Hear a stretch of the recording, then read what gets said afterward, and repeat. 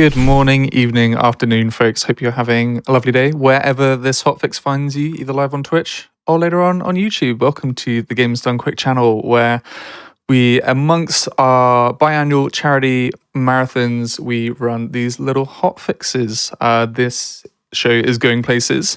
We have gone places for well over 2 years now. The show theme being having a look at speedruns that we can take on the move on portable consoles, as well as games that we have to travel distant lands for. Maybe something that's a local treat, a local delicacy that we can't get anywhere else. So region exclusive games, very long-winded way of me to put it.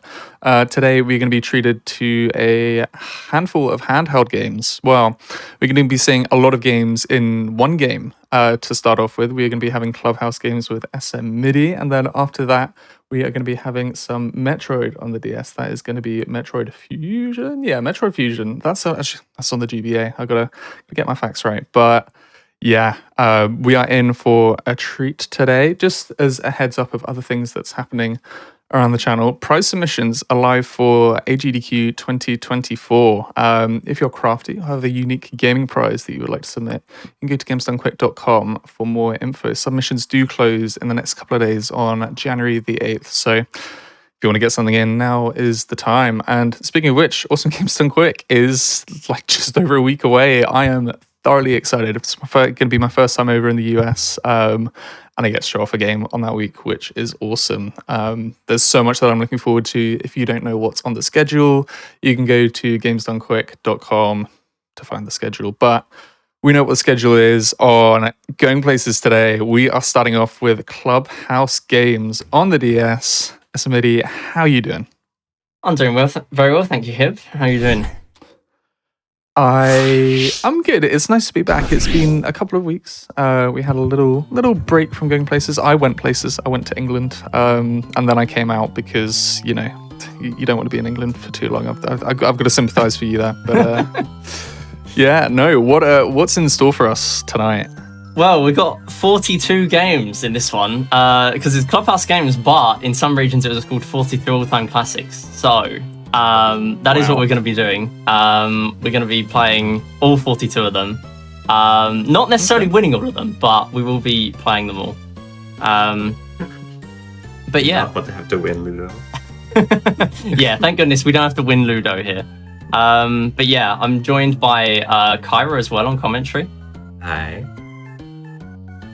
So yeah, essentially, to give a bit of background on this run, finish means you can win or lose. So we've got all the rules configured before the run. I spent a while before this run just making sure they're all correct. I have a specific order. We're going to go around a lot, and then we're going to sort of go in order of the categories in the game. We're going to start with solitaire, though. So I'll give a countdown if that's okay before we get started. Yeah, that's fine by us. Okay, so 3, 2, 1, go. Good luck. Thank you. So it's going to be a little bit difficult for me to talk during this one, so I'll let Kyra be talking.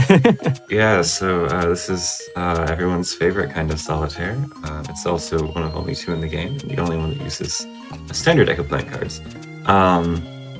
MIDI is very familiar with this game from stamp mode speedruns, where you have to do this in draw 3 mode, where you draw 3 cards at a time and you can only take the top one, so it's a lot more restricted. But because we get to choose the rules and settings here, no.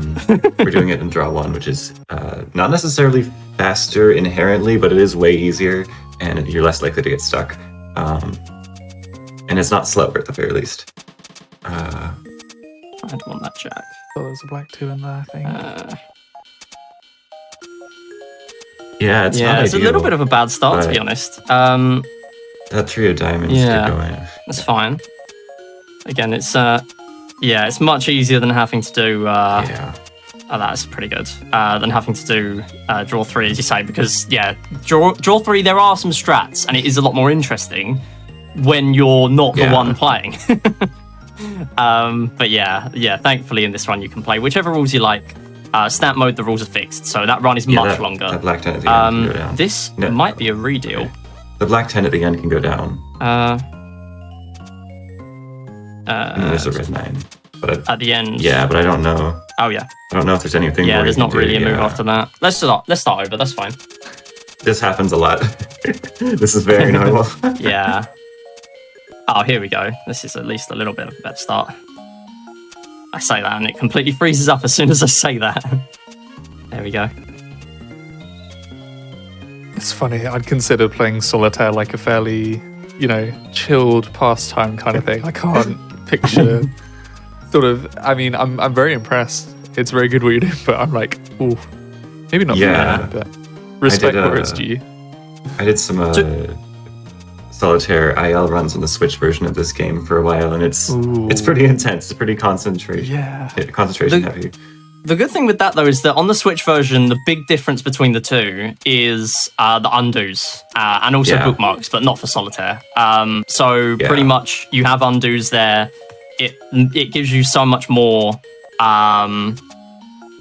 options. If you make a wrong move and you get stuck, the game will tell you you're stuck, so you can just make an undo and then sort of recover it most of the time. But here, you can't undo in any game. So this version is a much different kind of speedrun. Not that I ever did bookmarking when I ran that game. But yeah, it definitely feels a lot different. Yeah, this game shares a lot of games in common with the Switch version, but because there's no undo buttons, like you said, and just the interface is a lot different, the CPUs act a lot differently. They're pretty different speedruns, having done both of them. Absolutely. Yeah. Good king to put down. Yeah, I can still free up some of these spaces.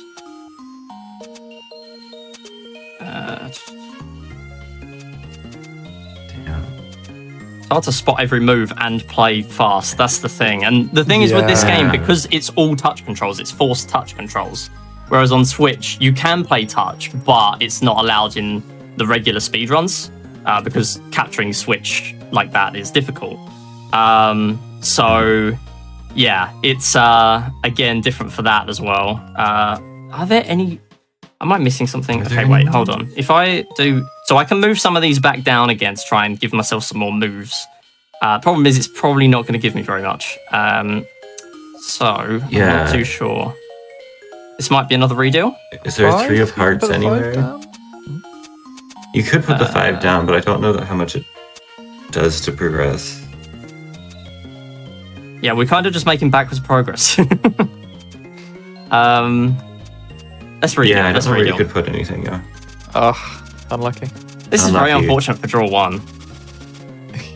Okay, that's not a great start. No, we're just going to redeal that. Yeah, that's... There's no point wasting 2 minutes rather than 10 seconds.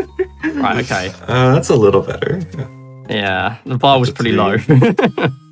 But it's better. Now, this is something beyond me.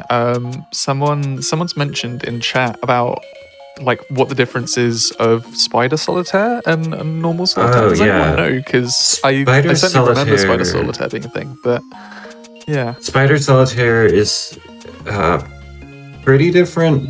You're still putting the cards in king through ace order, but you do it on the table, you don't have your foundations.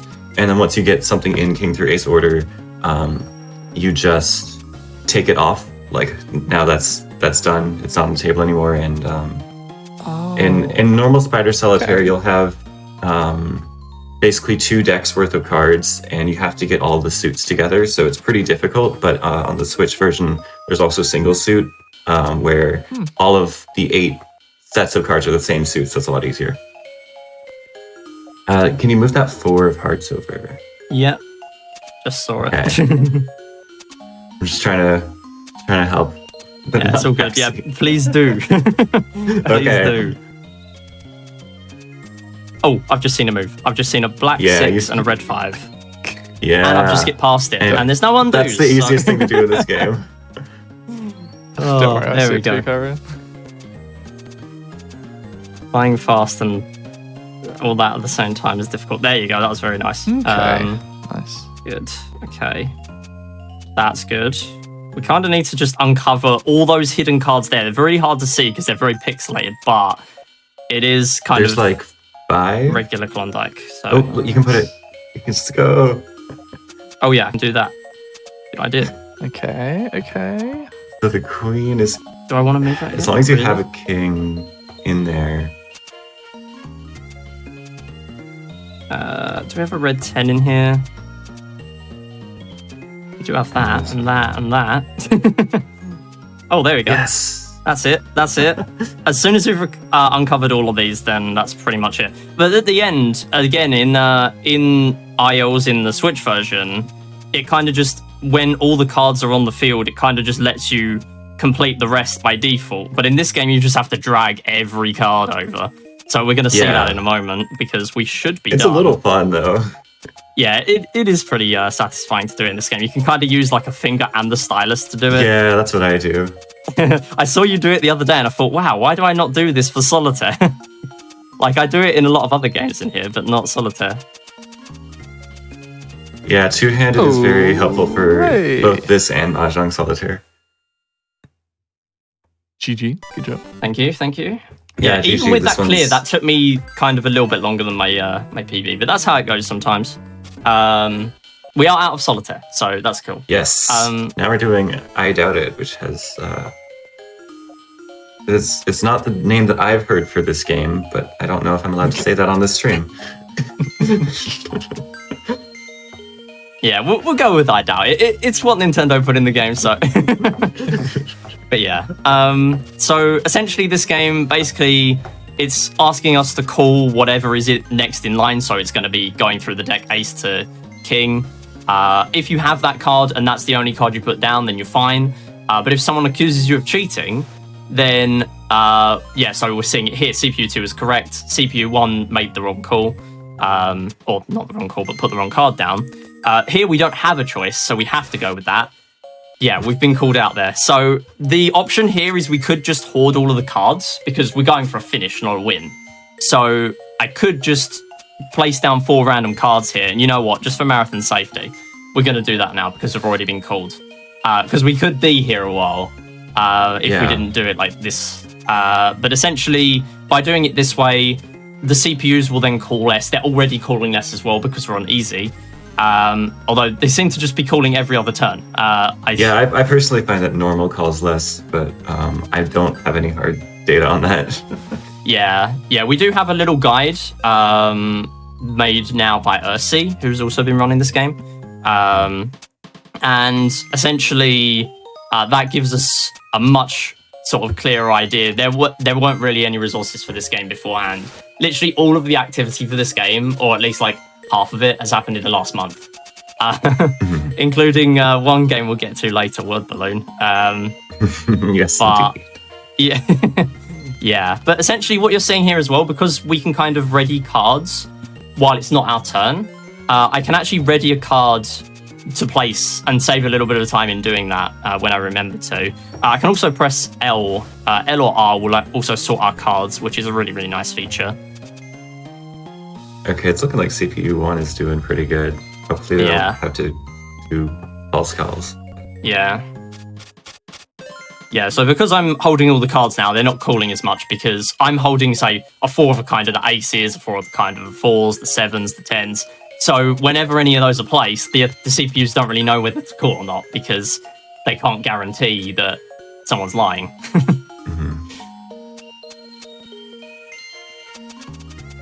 But yeah, as long as we place one wrong card, then that is fine.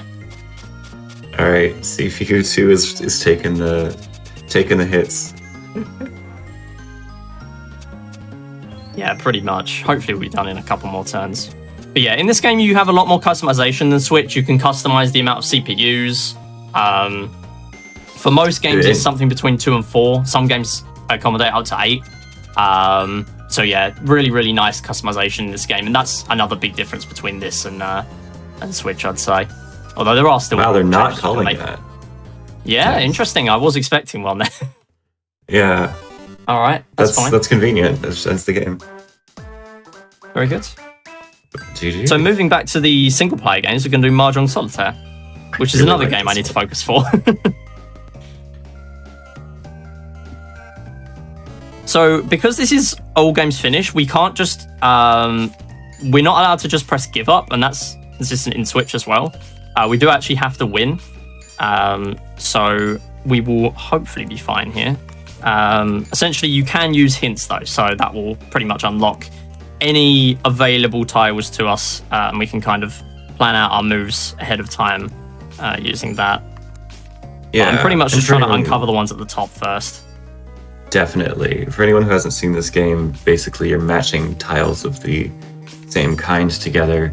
And there's 4 of each tile, so you can get stuck by matching the wrong 2 tiles together at the wrong times. But this one's pretty easy to not get stuck on the specific setup. There's a bunch of different shapes you can play on, and this one's pretty nice. The 5 goes on the top left as well. 5. I don't The remember. 5 characters. Yeah, I don't remember the the notation. Oh, what they are. That's fair enough. I'm really bad just- at I'm so Mahjong. Mahjong coded that I Yeah, just assumed yeah, everyone knew. Everyone in the Clubhouse servers are all just so like Mahjong coded, did you say? And I'm not. I'm really bad. I don't That want tile on to the end top up getting right stuck. is also in the bottom left.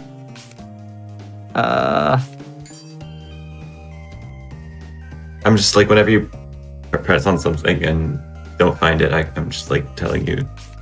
Yeah. I'm trying to look at the top as well, because in this game it does show you the ones you've already taken. So if you've already taken one of those pairs, you're kind of safe to take the other pair, essentially. Definitely. I really want to get rid of that one.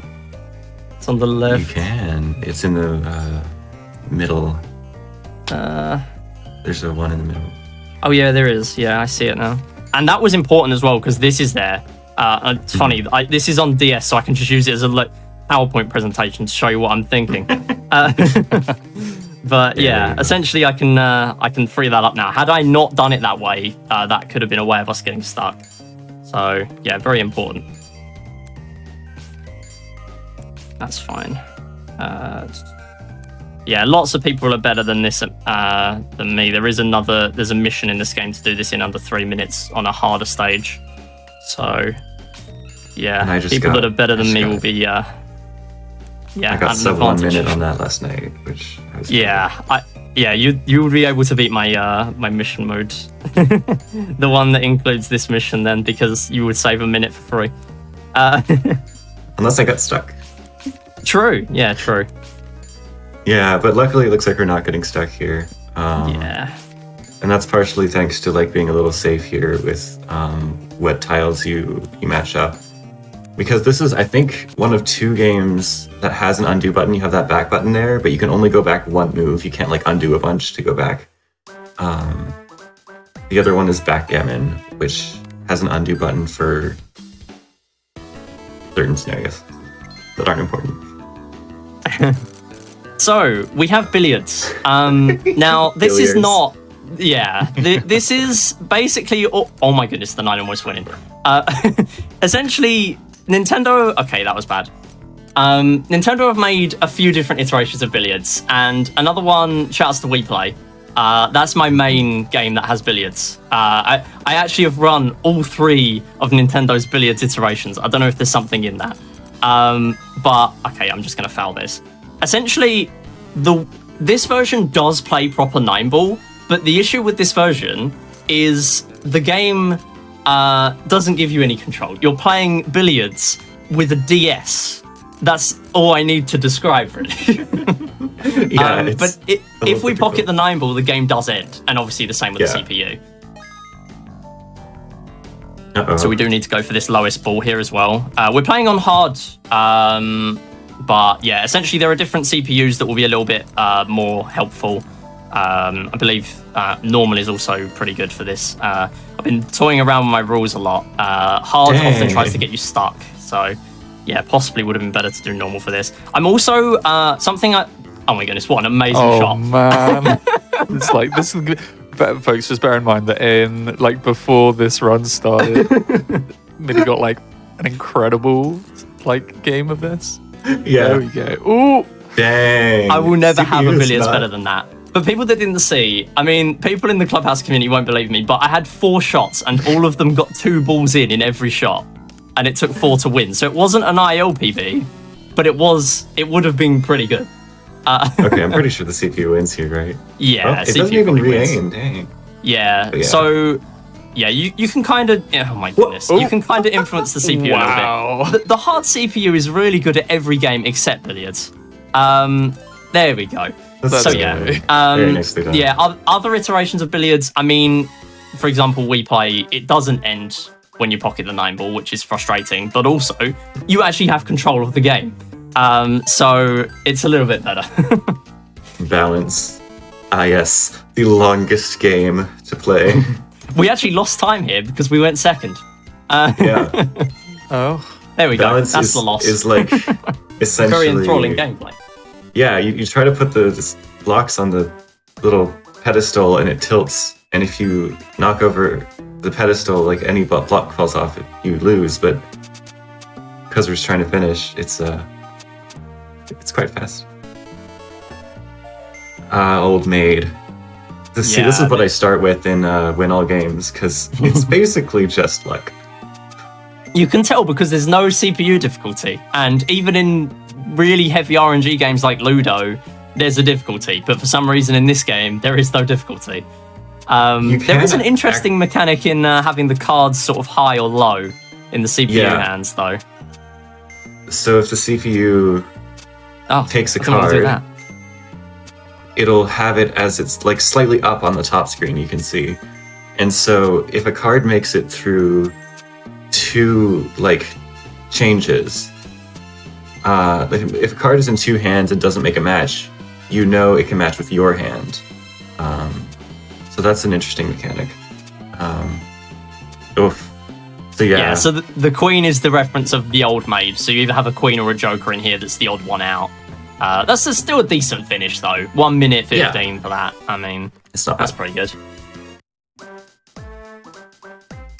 But yeah, essentially one thing I should mention as well is I'm having my the cursor on the touchscreen a lot of the time just to because in some games it kind of speeds up. I forgot how much I need to focus for this one. It kind of speeds up the animation of the turn box coming up. Nice, that was pretty good. So now we're just waiting for the CPUs. So yeah, if you hold down on the touchscreen, especially on games like billiards, it actually lets you take your turn quicker. So it's I pretty much do that everywhere. I will try and minimize how much I'm kind of mashing the screen because I recognize that it's kind of because the screen is so big with the capture, it's kind of a little jarring sometimes. But yeah, sevens, you just pass once because that's the rule we've got.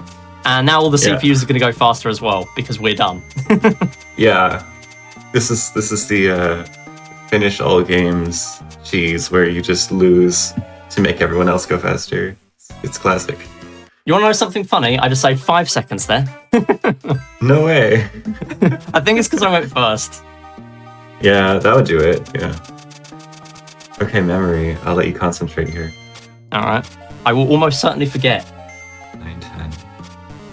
Oh my goodness. CPU 1, what are you doing?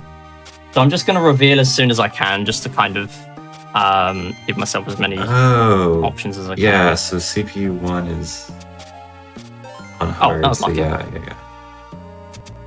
So it'll find those matches. Yeah, I have that. Yeah, again, hard CPU, but it tends to get them wrong a lot. And in matching on Switch, it is basically perfect. It will never get them wrong. Yeah.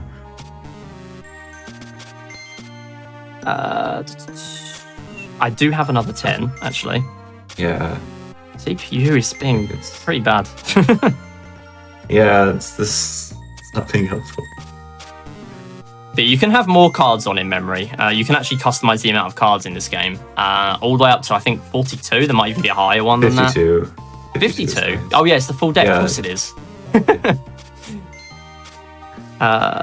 Yeah. Okay, that's a queen. A king and a 10. Nice. Right. And I'll just mash the other 2 just to finish us up. There we go. Nice. Very well done.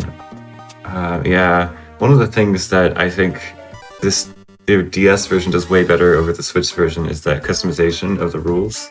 Like you can choose how many players you have. You can choose like a bunch of different rules.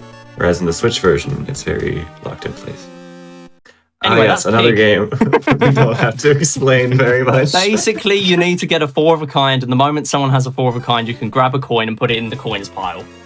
We don't need to But if know you do that it early. because who cares? We just lost If you it. do it early, you just lose. So Let's go. Okay, now this is the only game in here we're going to play 6 CPUs on where we can play way less than that. I'm just wow. going to pick whatever cards I like. I've not seen this strat. Interesting. Yeah, so this is a fairly recent find. So we kind of realized that if you play with more CPUs on some games, it splits up the deck a lot. And the thing with that is that while it does speed up the game a little bit, in some games it can make it slower. So for example, President, which we're going to see later, it does kind of make it slower because you're kind of working against each other and everyone kind of takes longer. It's kind of just easier to play with 3 CPUs and then play on easy mode rather than this kind of way, really. But yeah, if you play on 7 or 8 CPUs, the game lags. So that's the reason we're not playing on that. It's really funky, but yeah, that's how it works. So yeah, that's the DS for you. So Hearts is, I mean, it's a little bit complicated. Not super complicated, but we're basically trying to get one CPU to 15 penalty points, if I'm not mistaken. Yep. And I think no, that was the wrong CPU. Yeah, we might end up having to play another round here. Oh no, there's a king there. So yeah, the king, because hearts was placed first, that means that CPU is getting all the points. If there's 5 hearts out there, I mean, there isn't. There's 1, and that's my one. Never mind. Okay, we're probably playing another round, but that's fine. Yeah. They're pretty fast, so it's not too bad. Yeah. So the Queen of Spades is worth 13. Kind of adds a little bit of spice to the game. Hearts is a pretty interesting game, to be fair. Yeah, basically everyone puts down a card, and if you can put down a card of the first suit that was placed,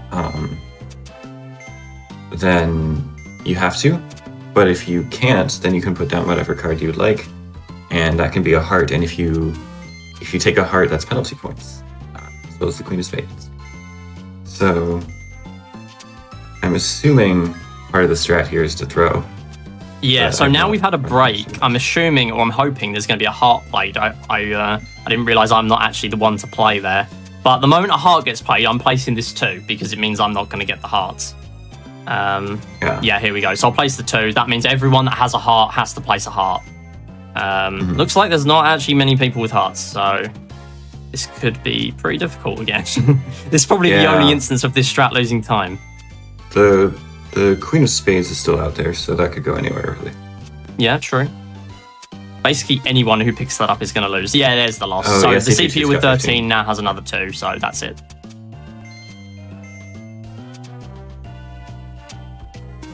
So funny thing in this game that also doesn't matter here, you can shoot the moon, which means you get every penalty point, and that means you actually overclock to no penalty points.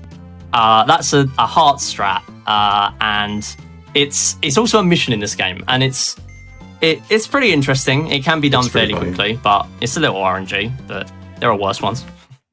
Yeah. And I keep mentioning missions as as well. So missions are essentially like a side game where it kind of requires you to do a certain objective. Sometimes really easy, sometimes like the hardest thing you've ever seen in any game Sometimes it's ever. backgammon win. Yeah, it's backgammon win, exactly, yeah. Anyway, we skipped blackjack, so we're going to see the most enthralling gameplay here. Bet 1, and stand, and then that's the end of the game. And there is a reason to bet 1, because the animation takes slightly longer if you bet more. So we're just going to stand. CPU busted anyway. Fantastic. So you Only win 2 cards as the well. game, And that's it. actually. Yeah, the CPU's bet really That's- high in this game for some reason. You must have played really well. You won by 97 chips. Yeah, this is just how this game works. Like, in my opinion, it's so much easier to win DS than Switch, mainly because you can play Yeah. one game and on, yeah, you can play. Oh, hold on, there's a 3 of a kind here. Hold on. Um, Yeah, on Switch you can, like, it forces you to basically play 5 rounds of blackjack, Yeah. which and it forces you to play it with 4 players, which makes it also a little bit trickier. So the customization in this game is something that makes speedrunning it easier. But also, I think like more interesting in some places because like blackjack on the Switch is not the most interesting to watch, even though it's harder. Yeah. Yeah, it kind of takes a lot longer. Yeah, this game is really inconsistent where, like, because it gives you the customization of being able to play, you know, one game President, one game, you know, basically every card game in here. It kind of does speed it up a little bit, but yeah. I'm going to play the 2. I think the Joker's still out there, though. I think the Joker's out, but I don't know that they'll play never mind. It's easy CPU, what can I say? Yeah.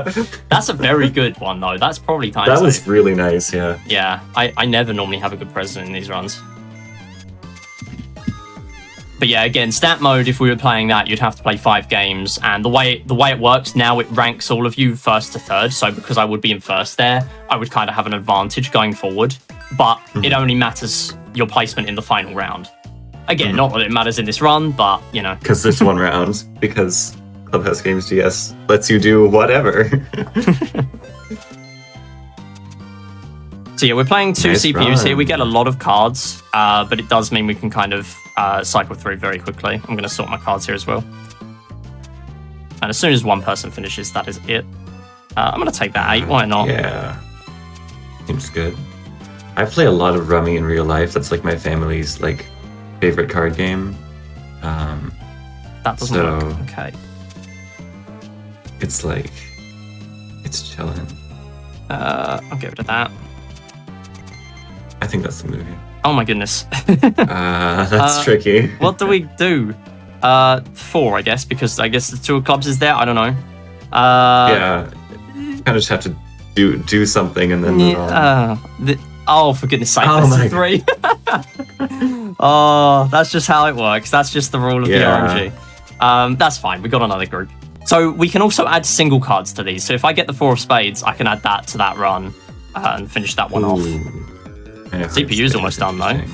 Oh, hello. That's another one. Okay. So I do need to add a card here. So if I got a jack, a queen, basically any of those, it would finish it, Or the which is CPU surprising that needs it's to taking so long. Oh my goodness. Just all of the kings right there. Yeah, we just Let's couldn't grab the go. king at the same time. There we go. That was a really slow rummy. But yeah, basically every game in here is kind of like, are you losing or gaining 10 seconds? Yeah. Pretty much. Apart from like the first 5. Yeah. I think some of them end up being pretty interesting though. 7 bridge. Oh, is this the 6 CPU one? Interesting. Yeah, once again, and the reason for that is kind of because in this variant, which is kind of similar to Rummy, the moment someone has a 7, you can just place it in the 7th box. So it speeds up the game a lot. So you the wanna only have thing as is we many- can't take from the discard pile. So we can't, unfortunately, grab that 8. Now we have another one. Not that we could have anyway. Nice. So yeah, here now we've got this 8. Anything that's a 6 or an 8 or kind of close to the 7s is good in this. We can't actually place it yet. I think you have to make another call before you can start adding to the 7s. Yeah. Something like that. I don't know exactly how it works. It's some weird rule. Yeah. Yeah. The good thing is in this game, there's a very in-depth rules page for every game. Switch just kind of explains it a little bit. There's more of an assist mode in that game than kind of the full rulebook in here. But to be fair, the rulebook as a kid, considering I played... Yeah, the Switch rulebook is, I think, a little bit more beginner friendly. I think this one's just like a bunch of words. but and the to be Switch fair, one, the like, rulebook shows as a you all kid, these pictures and it's very colorful. Why did they not add that 9? Weird. Yeah. Clubhouse Games Yeah. CPU moment. Let's go. I don't know. Hard CPU seems to nerf itself because it can. Yes. Okay, here we go. So we can take from the discard pile there. Yeah, and it then just now wasn't we can being add all nice that to you. rate. So suddenly we've won. Another very slow. Hell yes. Yeah, I mean, last that's card. very unlikely, but it would be cool. So this is the original last card. That's rough. And then there's gonna be a last card plus. The fact that they're playing all those clubs so early is a little ominous, yeah. Yeah, I started with this might be good. That Very can nice. be good. That That I can be actually very good. reset in one of my runs for that, and I do regret it because if you hoard the whole deck, it actually means that the control. CPUs have less cards to take from the deck. Because basically this entire pile is going to be kept taking from. And I kind of don't want control here because I want CPU 1 to gain control. CPU 1 is cleared. That's a 5 CPU wins. cycle. That's Very nice. incredible. I've never had that. I was joking. Fantastic. I mean, that's fantastic. Really good. But yeah, if you hold the whole deck, or as much of it as you can, then that does kind of make it less cards for them to draw. Because once the deck has run out, it doesn't kind of reset, kind of thing. It's sort of the same with I Doubt It, where it's just like if you have the cards, they don't. Yeah. This is basically Uno, by the hello. way. It's Uno with a standard deck of playing cards. Yeah. So there I was holding down on the oh my goodness. Stacking those draws there. Oh my goodness, screwing the CPU over. But yeah, holding down there made a huge difference because basically it alternated every turn quickly taking cards to every person because we both run out. Also, playing Uno with 2 players is inherently fun. It's so cursed. Like, what are we doing? But yeah, I can sort my cards as well. Not that it's going to make a difference because they're all going to be different in a minute. Yeah, there we go. What are you? Oh no! What are you gonna do? The turn This order is so reversed. bad. There we go. Okay, that's not good no, because you now I don't. can't place a Yeah. card. Yeah, I should have thought about that. Okay, honestly, I should Hopefully think about the playing Last CPU Card Plus a is, little bit like- earlier in my game order because this is not very, very good at all. I shouldn't have used that yet, but that's fine. CPU will probably mess up as well. Yeah, there we go. Yeah. And now we're back not to play drawing. that. And that's the No, moment, and then the deck we just can- resets. We can theoretically get stuck here forever, but you know, We're not Don't going touch scheduling, to, I said but that. you could. Ah, who knew Last Card Plus would be worse than billiards? Oh my goodness! As somebody who plays Last Card in Switch, which is basically this, I knew it would be worse. I mean, do we reset at some point? I could. I mean, I no, have the done that CPU in has a. 3 cards. Oh, there you go. Yeah. You know, because we're both on more than 5, Like it might so be worth a many. reset. Although I am Yeah. actually on all red cards at the moment, which could be good. I'll keep it going. We'll see if we can clutch something out. Here we go. We're balling. We're balling. We're not balling. Ah, that was so close. You had it all set up, and then the CPU just decided to be so normal. Mistake again. I need to hold my Serious. 8s. I'm trying to play fast. I didn't expect to have to think in Last Card Plus. That's solitaire. Oh, come on, please. Right, you're going to change it to the right suit. I'm begging. Okay, that works. Yeah. I could just see Hard changing it to, Let's like, go. clubs and having a diamond.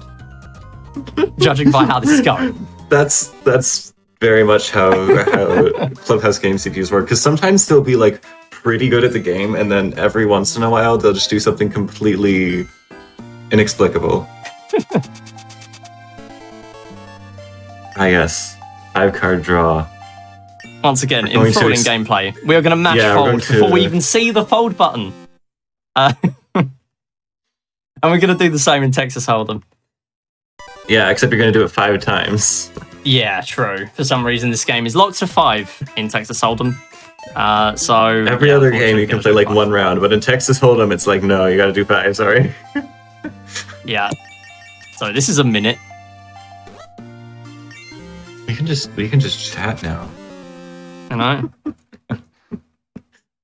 I should have continued that. He didn't have a pair. He had no pair. so true. I mean, well, there were only 2 cards to work with, but I think you can go negative in this one. In Clubhouse it's Switch you cursed. can't.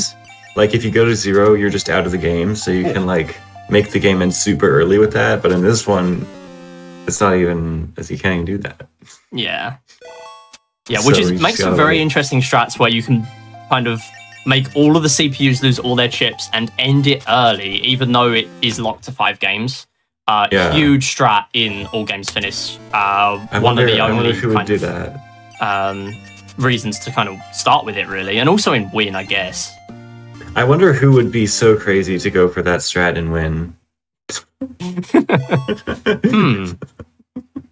Yeah, who knows? Who knows? Maybe they're in this chat room right now. Maybe.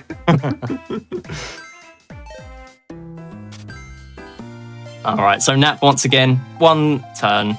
But we are going to speed it up a little bit by going for... Take every trick. I guess Nap, yeah. Yeah. Because I have an ace. Wellington.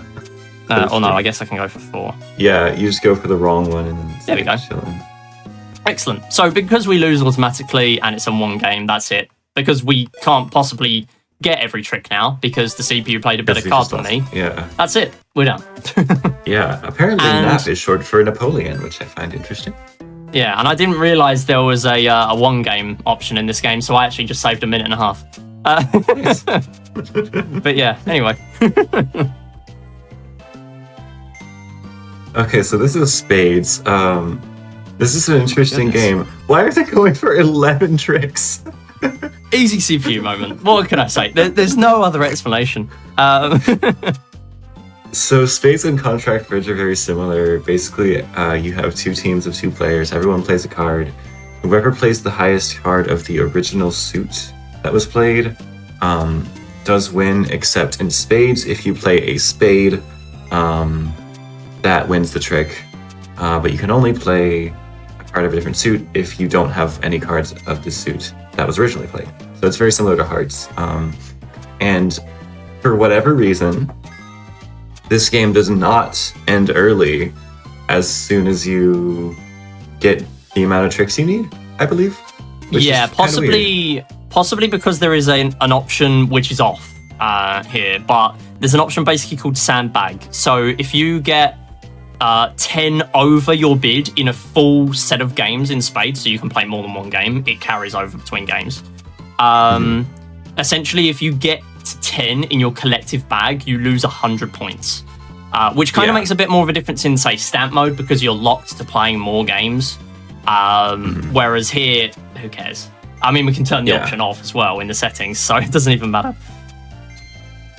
But yeah, here we're just playing cards as soon as we can. It just makes this, instead of being an interesting game where you try to like lower your bid as much as possible or try to make the CPU lose as quick as possible, it's just you gotta play all the cards. Which I find, it's unfortunate, because it would be interesting if you could try to game it a little bit. The Interesting, CPUs they almost got their bid. They're on 9. I mean, that's just the skill issue, really. That's impressive. What can I say? Well, it got 10. They were not wrong. It's easy CPU. Like, hard CPU has just been the worst today. And easy. I think this is the meta. I think I just need to use hard. I need to play chess on hard when I start doing all games win. I think I'll do better. Yeah, easy on chess is kind of interesting. Because it's one of those CPUs where, like, it plays pretty okay most of the time, and then like every 5th move, it'll just do something really, really bad.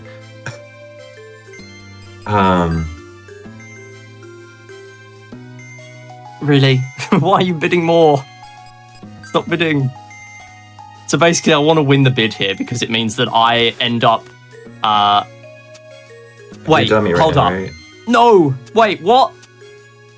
Never mind. What? It didn't even happen. Wait, no, it's probably faster if I restart, right? Probably, yeah. It might even be faster if I restart.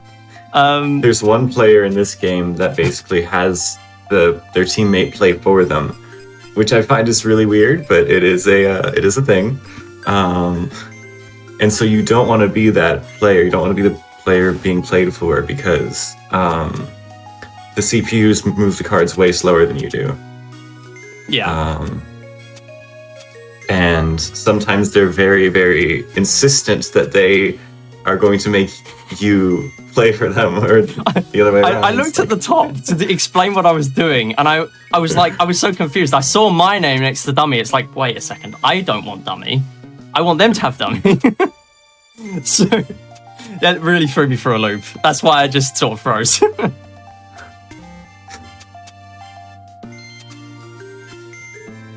Yeah, it's much So nicer. yeah, this is another game where I think technically it's like the CPUs have already lost here. The offense. No, sorry, you've already lost. The offense has already lost. Because there's only 13 tricks, and you said you take 10, and they've taken 4.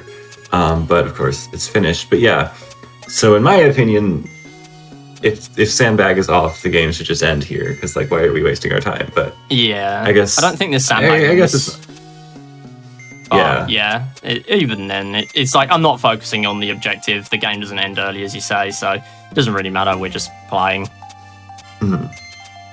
As long as I ready the right card, then we're fine. But yeah, we do have a game coming up where I can probably take a little bit of time, and that is Chinese checkers. Ooh, yeah. I've never really attempted that one on like Finish. It's It's interesting. The CPUs in Chinese checkers are like they're a little tricky, you know? Yeah, they're pretty good. I mean, I'm pretty average at Chinese checkers, considering it's a pretty easy game solved. You know, you can do kind of the same thing every time and do pretty well, and I just don't. There's a pattern that I'm not very good at Clubhouse Games. But yeah. And that's why we're playing Finish and not Win. Wow, Kyra hitting me with the skill check. So much there. No, it is right though. It is right. It's true. I'm not good. Do we want to play this one? I assume so. Yeah, the smallest board. Yeah. So yeah, we're only playing with 2 CPUs here. Interestingly, in Switch, you're locked to 3. But here you can have lots of different numbers of CPUs. You can have any that kind of work symmetrically with the board. But the game kind of highlights for us where we can put the piece as well. So you can kind of jump over and get some pretty nice turns. Let's just jump there, I guess. You can indeed jump over a lot of pieces, as mission mode has discovered for us. Oh no. Yeah, mission mode is pretty rough here. You have to get 7 jumps. And the thing with this game is it will always prioritize the shortest path. So, you know, if there's an option that you see, like you kind of see me literally tracing in that mission, kind of going around the board with my cursor, trying to work out, right, this is 7. And then it just casually jumps across one that I wasn't expecting. It's like, no, I thought I was done. And then it just says no. But yeah. Oh, would that's it be nice. potentially good to like help the CPU, like just kind of guide it through? Yeah, like that. Yeah.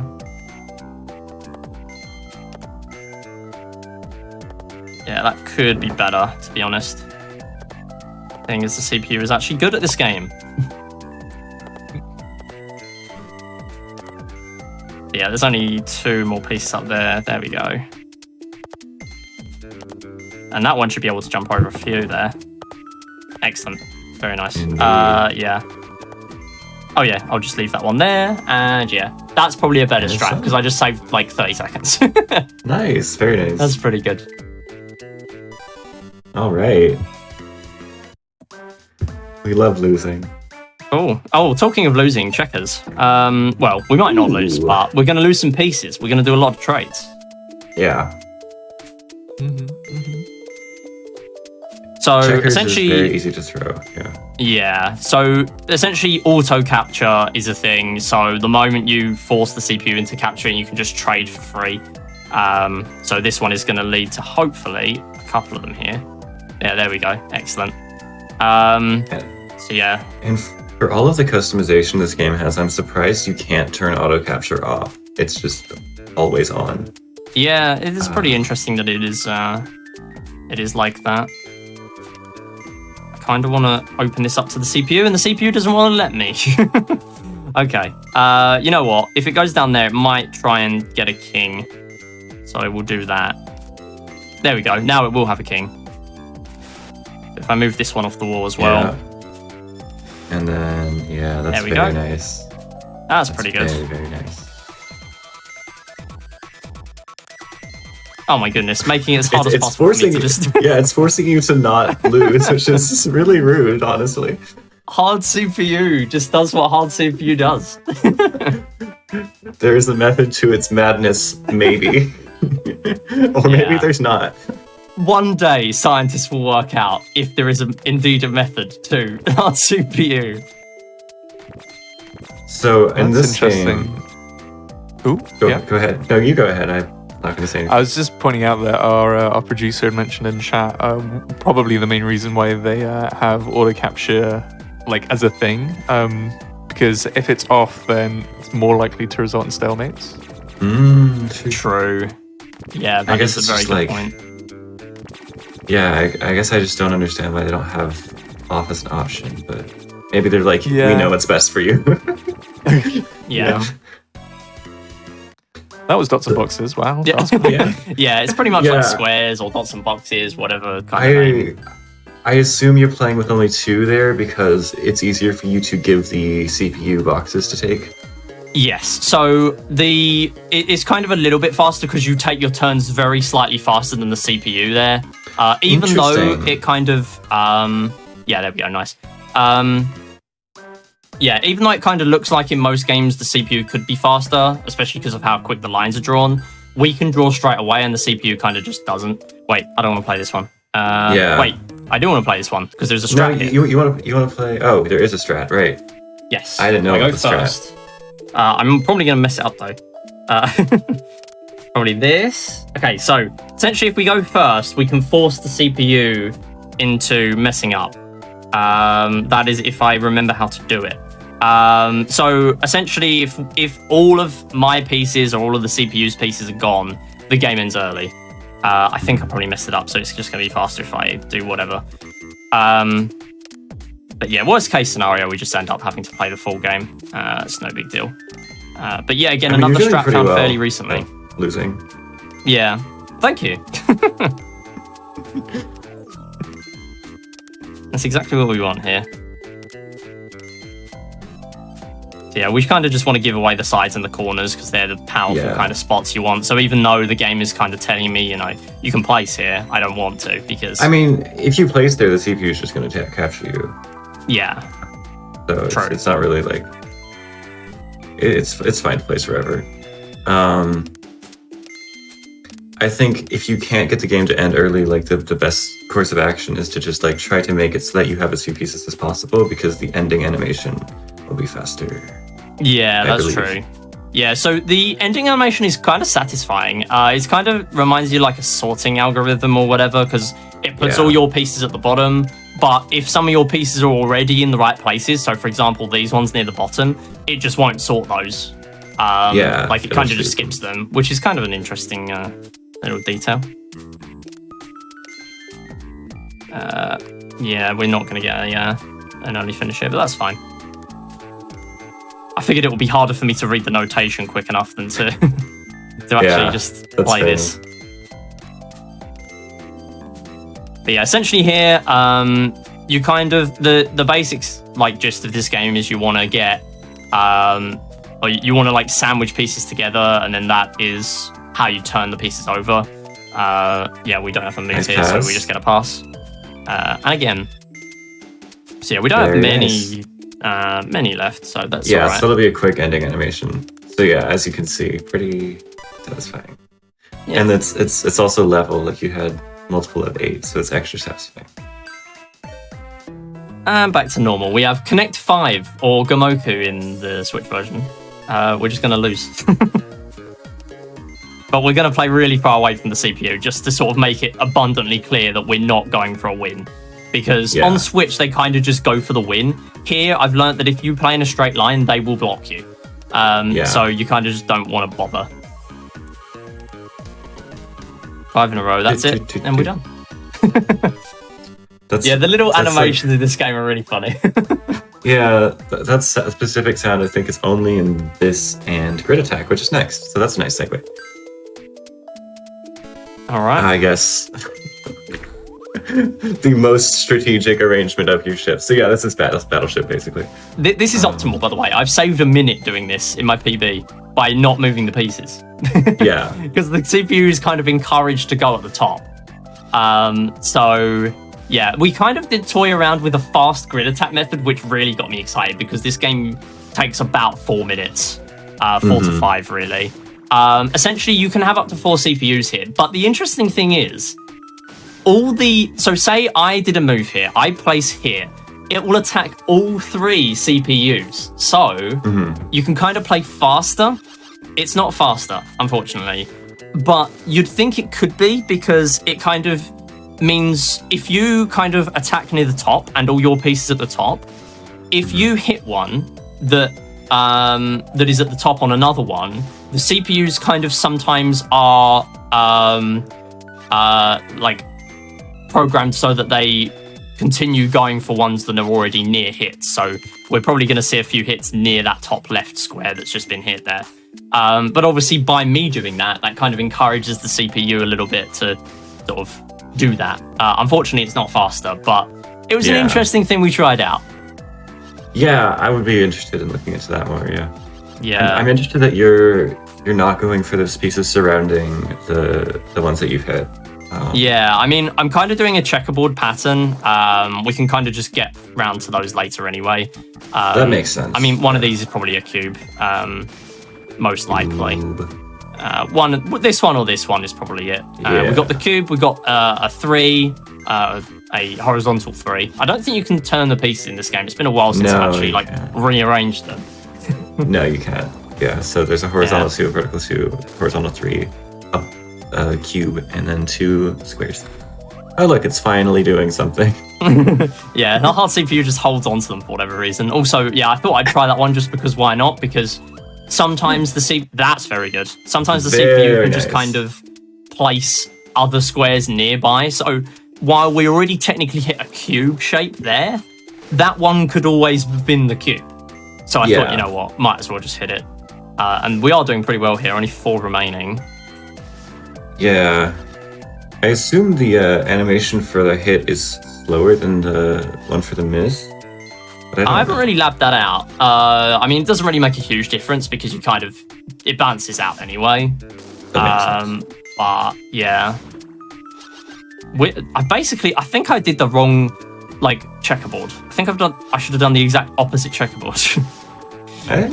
Because we've got nothing apart from 6. CPU's doing very well though, which is good. Yeah, CPU's gonna get you. Oh no. Or not. What are you doing, CPU? He's just dragging the piece all the way in the bottom left. Oh my goodness, how many are there going to be? I'm just going to hit this entire line and win. CPU's just done my strat, but moved it all down. There's no way. How have I hit 9? This is just so whack. This is the air quotes hard CPU. Yeah, the hard CPU is really proving itself today. Really proving itself. Oh my god. Clubhouse Switch has kept it real with us by having hard be the second difficulty out of 4. Yeah. Yeah, they kind of because it knows what it calls hard is not exactly What is this? That's 11 now. I've just given up on the 13. checkerboard. I don't think I'm ever going to get this again. It doesn't even matter because we don't win, but that's hilarious. Okay, you got it. I'm interested to see where the last one was. I wonder if it's just out. It is just out in the middle of nowhere. That's kind of tricksy. I like that. Psyched. And that actually did make a difference because I was on the wrong checkerboard. Mm-hmm. Oh, what a silly goofy game. Anyway, backgammon. Backgammon. Why are we on 64-point match? Go away. Why is that on? Go on rules. I did not change that to 64-point match. Alright, we're not doing that. That'll take us 4 hours. Still shorter than mission mode. Yeah, it actually is true. Thankfully, there is a double cube. We wouldn't actually have to play 64 games of backgammon, but it would still be pretty insufferable. Single game is bad enough. So we're going to try and lose here. We're going to try and open up our pieces to the CPU. CPU is hopefully going to play up top here. Yeah, so it's captured one there. Fantastic. So basically, when you're captured, what you want is... I'm just going to move these. When you're captured, it kind of puts the piece on the side and resets all the progress. So if I land a 3 or a 6, so the 6 means you can't get out because this is already blocked by more than one piece. However, eventually the CPU will have lots of columns of 2 in here. So hopefully we don't get a 1 here. Fantastic. Okay. Yeah, essentially what we want is we want the CPU to build up a bunch of 2 columns, because if there are all 2s in this entire home area, then this is unlikely now. Yeah, that's fine. So the CPU is going to get captured there. There was nothing I could do. Good thing is to get captured again. But yeah, it is still faster for us to just kind of lose here. But yeah, essentially, if you are completely blocked, then you don't even have to do the dice roll. So it is faster to do this rather than working against the CPU. Nice, that's pretty good. CPU is really just tempting fate with this setup here. Like it's. Yeah, I don't know what it's doing. It's really not even trying to not get captured. It's quite rude. It's like we're trying to let you in. It knows it's a marathon. Some of this stuff I've never seen before, literally. I mean, it's the classic, but it's true. I don't really know what else to say. Yeah, it's just kind of doing its thing. But it is easy doing it this time. Oh my goodness, what are you doing? Okay, no, we're fine. I'm going to move one out, actually. Does hard not build up those 2 stacks at the top? Yeah, I'm not sure. I mean, I can double check the rules on the guide. We finally got a dance. There we go. So dance means you're basically stuck. Yeah. 2 players, easy difficulty, makes more mistakes, apparently. We can see that. No, don't do that one. Yeah, not that one. Don't want to make it worse for myself. Okay. Yeah. So also, if you get a double, we've seen it here a little bit, but basically if you get a double, you actually get 2 times the moves. So say you get a double 6, you can actually move 24 spaces rather than 12, so which really is OP. Something we've not seen at all here, unfortunately. There we go, fantastic. Double 3, we're stuck there. Excellent. Come on, CPU. Yeah, that's the move. It figured it out. Now we're getting there. Unfortunately, I've got my pieces stuck, so yeah, that's kind of unintentional, but it's fine. Like, if you could move those out, that would be nice, but then you wouldn't be dancing. Yeah, it doesn't make a huge difference. Are you going to do a little dance for us every time you get a dance? No one wants to see that. I want to see that. Oh, wow, I couldn't move the 2. Oh, yeah, of course, there's another one there. Yeah. I was going to say. Yeah, I have like vivid memories of playing backgammon with my uncle a lot as a kid, because it was one of the games that I could actually understand as a young kid. But yeah, understand, move pieces randomly, same thing really. But you know, this game's got a lot of nostalgia. I was very excited when the Switch version was announced, which. It's kind of a thing with Directs, like Nintendo Directs. Whenever something like that's announced, a lot of people are just kind of like, who cares? But there's always someone that's going to be excited. Yeah, there's always someone. And it's only when I found, Clubhouse Games, servers, that there are other people that are interested in this game. Yeah. Let's go.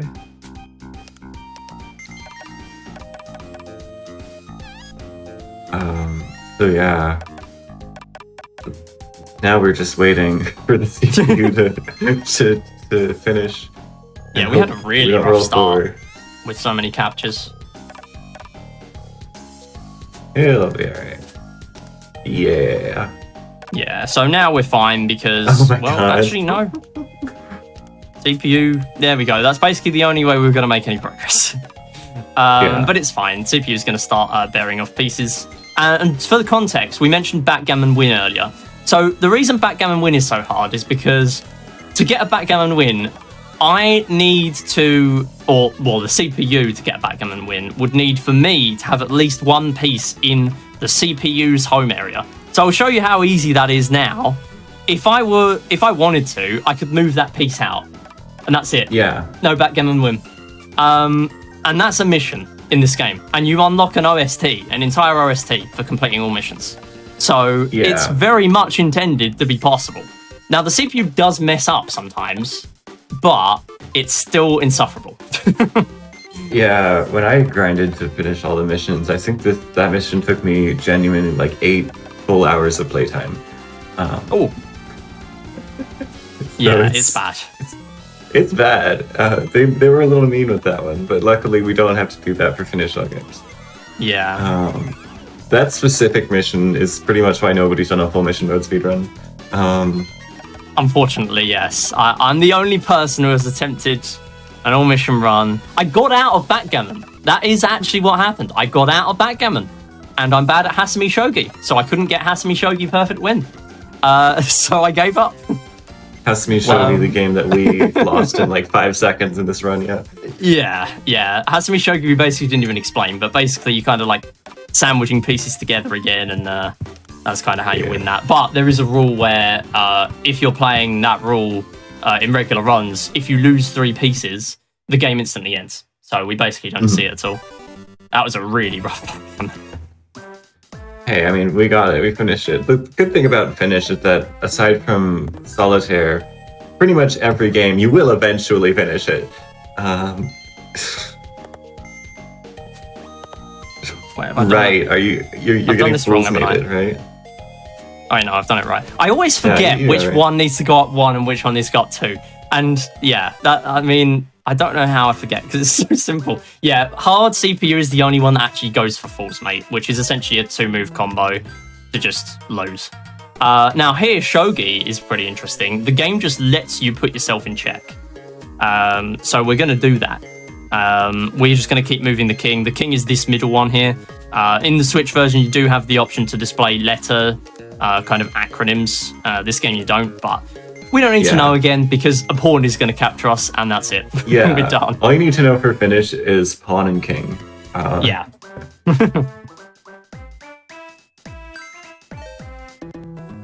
Alright, moving on to field tactics. Field tactics is one of my favorites. Yeah. Field tactics is one of my favorites to speedrun to win because the planes are so OP. You actually got the planes in the exact spot that I put them in for win on accident, I think. Yeah, I didn't move them. I literally only moved the 3-star because easy CPU is pretty simple. I say this, it might not happen, judging by how this run is going, but essentially we're just going to bulldoze through. Yeah, there we go. We're going to bulldoze through with one of our star pieces. Oh my goodness. I mean, I kind of don't even want to try this now because that is going to be a strong one. Okay, never mind. It's a 3-star with the lower one. Yeah, we're going to just bulldoze through the middle. If you get a star piece to the middle base, then you instantly win.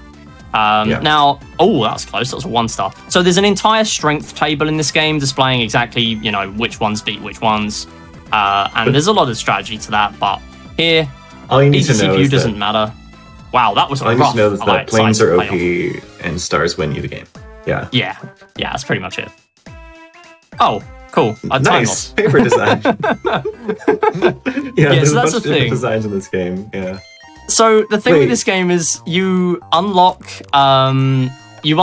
things, designs and things based on how many wins you have in games.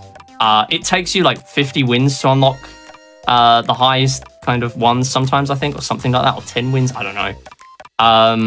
But yeah, essentially I'm not going to go out of my way to play 50 games of everything just to get optimal runs, because that's the first time I've actually had that in a run since I've started running the game again, so it doesn't really matter.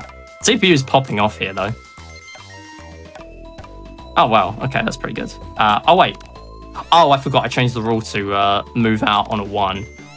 Yeah, I just saw that because I noticed that you had them oh my god, I noticed that you had them the starting pieces, they just start out automatically out there, which I don't know why. I guess I see why that's a rule, but yeah, I didn't know that was a rule. So that's like a tiny time save. For my next run. Yeah, regular. I mean, that's the thing with this game. There's so many rules that you kind of don't know exactly which are optimal. I mean, even in this run, I didn't know about NAP having a 1-game mode, which kind of makes sense. So most of the other card games do. Yeah, there's lots of rules in Ludo. So, for example, if the CPU gets a 3 here, it's going to get 10 space bonus for nothing. And also, we're not even going to need to move a piece out or not necessarily. Oh my goodness, I was forced to capture. Just so everything sad. is bad here. That's so sad. Ludo sucks. Ludo's Yeah. just garbage. So Horrible essentially, normally you'd be stuck until you can roll the right number to get out.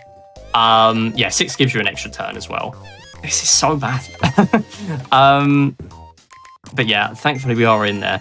I do kind of want to get a 1 before this because otherwise we're not going to get our bonus. We will be able to get a piece out for free without having to roll a 1. Nice, there we go. So now once I get that 1 in the home, it will get rid of the piece and then we can move up a lot of spaces for that. But yeah, having it set to 1 kind of means that you split apart the bonus of being able to move a piece out, whereas with a 6, you're able to, you're able to have an extra turn and move the piece out. Yeah, there we go. So there's the 10 move bonus. I'm just going to move this one, I think. I'm going to risk it with the CPU. I want to trying to give myself as many options as possible here. I think it's inevitable the CPU is going to catch up to me here. With this version of Ludo, you do just kind of have to, like, at a certain point, just like hope the CPU doesn't capture you. Yeah. Here we go. Oh, that's close. Game. So if we had a 1 there, the CPU would have captured us. But We'll it's just move finished, away so from it's there. fine. Yeah. But We haven't since had you've a single captured the throw. CPU late, it's like you kind of do want to commit to winning. Yeah, we're doing all right so far now. Somehow we actually caught up. Don't know how. But yeah, there's a getting all fair of bit your of time trees. safe here. Yeah. Oh, that's the only one I can move. Kinda do want to be getting these bonuses now, though. Yeah, for sure. That's bad because, okay, I do not want to move that 3. Wait, hold on. No, I can do this because I can use the bonus here. No! Oh, no! Okay, I thought I calculated where I could do it like that. Okay, that's my fault. That's just skill issue again. I literally I didn't looked see that. here I thought you would've to been fine. check that I could do the 10 move bonus with this one, and I still got it wrong. It's fine. I should have just played safe. Whatever. I wanted my 10 move. Yeah, and now I've you're been on a waiting track for to that win, 10 move so- for 5 minutes. Okay, here we Has go. it really I been should've 5 moved these minutes? out. Yeah, it's That's been crazy. 4. I lost a Okay. minute and a half in my PB here. That's I don't know how. crazy how Ludo can just like not give you what you need. Yeah. Okay, we kind of want something good here. Yeah, like the one nice thing that I will say about Clubhouse Switch's Ludo is that it is slightly better than Clubhouse DS's Ludo. Yeah. Okay, we're safe. Yeah, I mean, that's only since they added in the update. So the devs of the Switch version, basically, it's ND Cube. And ND Cube are known for kind of not updating their games as much. They've kind of done recent Mario parties as well. And they kind of just release games and then just let them chill. There's not really many updates. So when an update dropped that kind of made Ludo better, we were just kind of really surprised by that because, like, you know, it's not any, you know, extra games, DLC. It fixes Ludo, which is fantastic for speedrunning. Yeah. But yeah, I mean, it was very unexpected, but yeah, very welcome. Basically, the fix was that it used to be that you could only move out a piece from your home if you roll a 6, and the fix basically made it so that if you have no pieces out, you can just move one from home without having to roll a 6, which is a lot of saved time because you don't have to just wait for rolling a 6. I believe in stamp mode in this game, you do have to roll a 6 to get a piece out, which makes it take so long. Yeah, you do. I lost, again, I did a stamp mode run fairly recently on normal mode, and I lost a lot of time in Ludo for that. But the interesting thing with stamp mode is you can actually carry stamps through, so you can kind of carry through extra stamps, so you can allow for yourself losing or winning, which is what I should have done. I didn't, but it's what I should have done. Yeah. But yeah, we have some very epic music for Ludo going on. Please don't capture me with infinite 6s. Oh my goodness. Come on. How many is that? 5? That's too many. They need to stop. Ironically, the extra 6 kind of safe, but Yeah. that's not the point.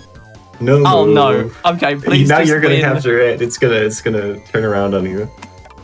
I just want the CPU to win. No, don't bring more pieces out. No, don't. No. No. This is just so painful. unreal. Okay. This is the Ludo of all time. For context, we're on a pace for about a 122, 123, which is not the best. Yeah. But yeah, just surprising thought to I'd me. throw that out there.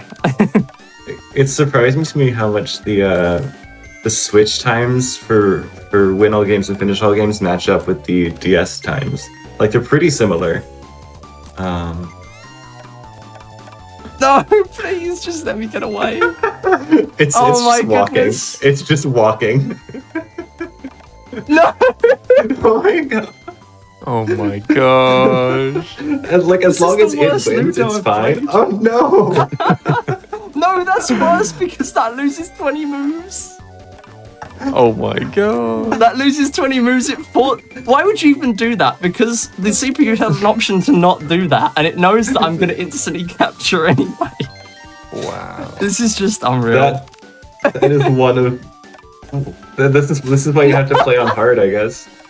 Well, at least it's gonna move out of your way, right? Like you're Yeah, not gonna capture it I immediately mean- here. Yeah. This is really good glass half full mentality we've got going on. Which is what we really need right now. No. Okay, please. Like just get imagine into if you got a sixes. 2 there. Oh my goodness, 3 sixes. Simply. I'm going to get a 2 now, Simply aren't I? picture it in your mind. Oh. This is just unbelievable.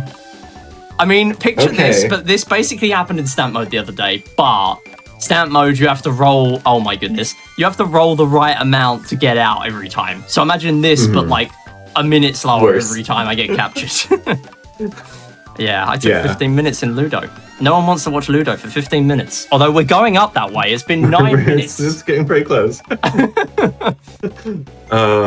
Yeah. I mean, One to be honest, I'm horrible glad thing we're that doing all happened. games finish. Yeah, because what I was going to say is one horrible thing that can happen is you can be really ahead in win. Like you can be like multiple pieces ahead. Very nice. That's And good. then you can get stuck trying to get your last piece and the CPU catches up to you and gets the roll before you do. And it's like, oh, okay. I'm hoping the 2 comes out here. There we go. Excellent. So now it moves instantly over there. And the 10 move kind of works kind of nicely. Yeah, we're guaranteed to win now. Because essentially, if say you're on home, you kind of jump 10 spaces to the next home. It Yeah. kind of works out that way. So it should be easy to calculate bonus, but I messed that up earlier. So clearly it's my fault we took so long in Ludo. Yeah, I can't believe Ludo skill took 10 issue. minutes to finish. And what's nice about this situation is that like either of you can just win here. Like you're both rolling for a win. Yeah. And as soon as either of you get the roll you need, it's just To rule that, we win. Hey. Oh my goodness. What a roller coaster. That's Ludo. That's Yeah. That's Play the Switch version. No, this version is good, to be fair. This version I do is really quite love good, running this yeah. version. Honestly, I There's do surprisingly really love different DS. speedruns. Okay, so this is Soda Shake. We're gonna shake. We're gonna shake the So- soda bottle. For a very short period, while I'm shaking, you can kind of see the cork very slowly getting to the end of the bottle. And then that's kind of just when I let go. Yeah. And that's just very simple there. So next up There's is a- dominoes. Soda shake is iconic. It's so silly.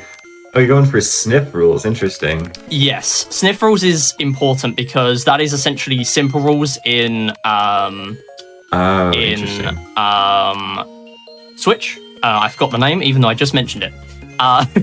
Yeah, essentially, we can kind of finish in one round here, whereas other rule sets, for example, the stamp mode one makes you play 5 up on 61 points. So you can expect to play, Which is evil. 10 or so rounds. Yeah, it's awful. This is much better. Nice. So yeah, you're able to cash in those points extra there as well. And here I'm going to start. I didn't actually have any 5s. If we have a total of 5 on any of the dominoes there, you can instantly get points. Yeah, and that's not quite simple rules on Switch. That's like, on Switch, the simple rules is literally you just play dominoes and whoever runs out first wins. But nice. But yeah, the points are a lot higher here. That should be it. There we go. Fantastic. That's exactly what we need. Yeah. All right. Koi Best games.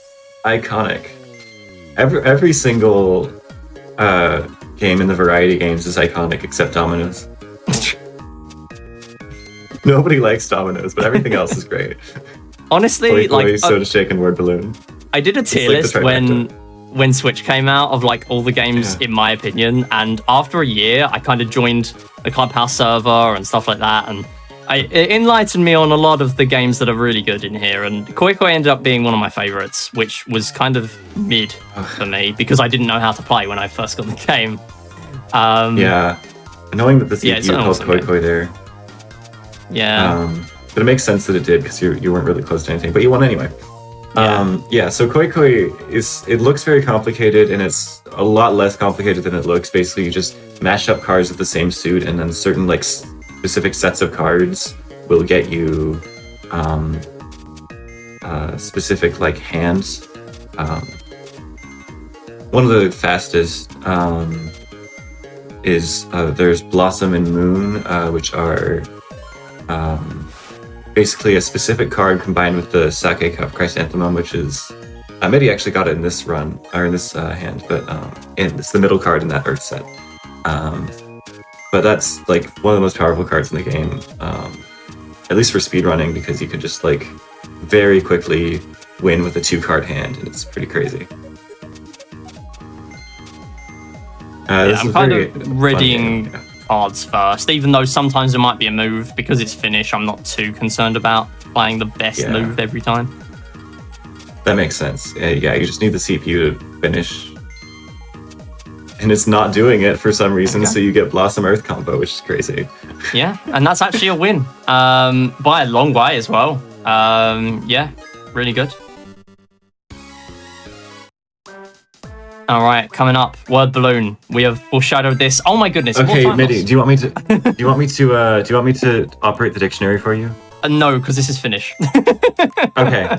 We're not gonna need it.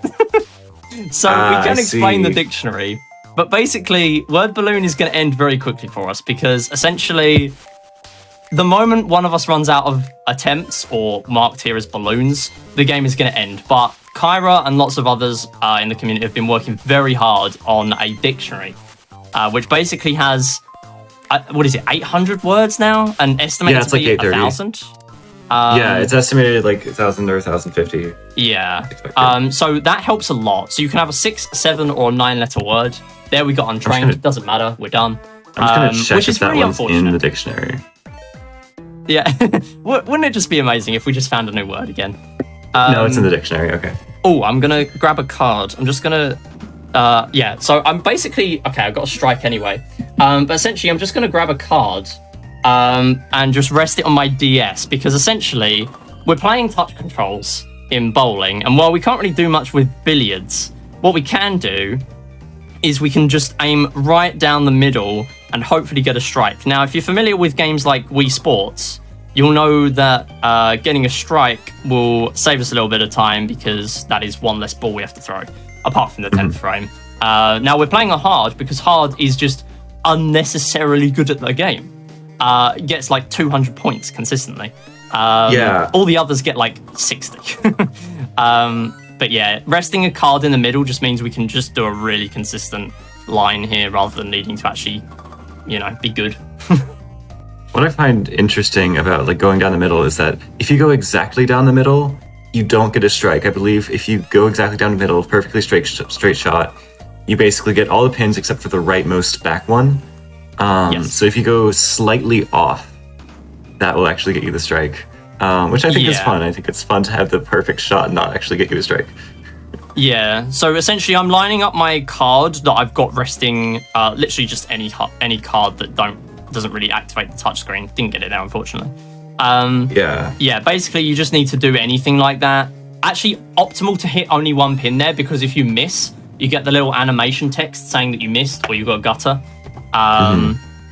But yeah, that's pretty much bowling. We are locked to 10 frames. You have a 5-frame option in Switch, which is interesting. That's one of the only places where it's faster. Yeah, where Switch has a customization option that DS doesn't. Yeah.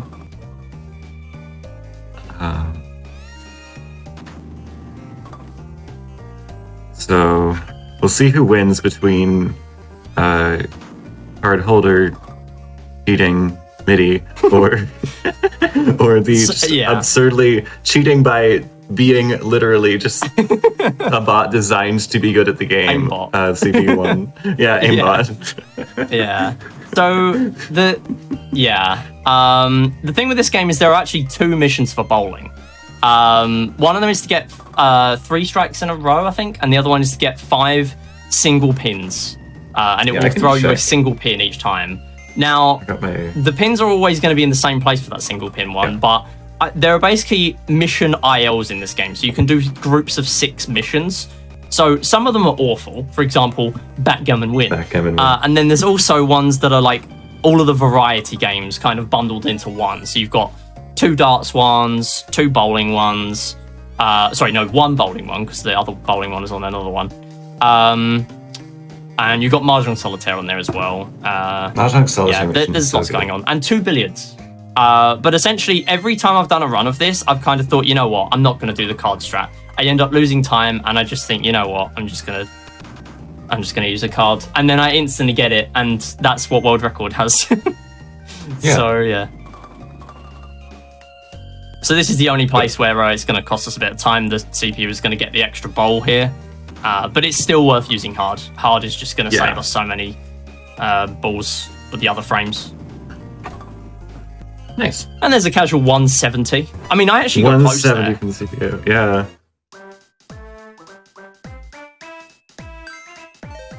All right, next up, darts. No, not 01. Not 01, yeah, 01's evil.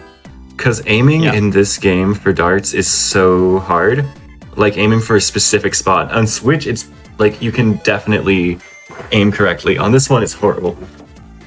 I'm just going to go out and say what the authorities don't want you to know, basically.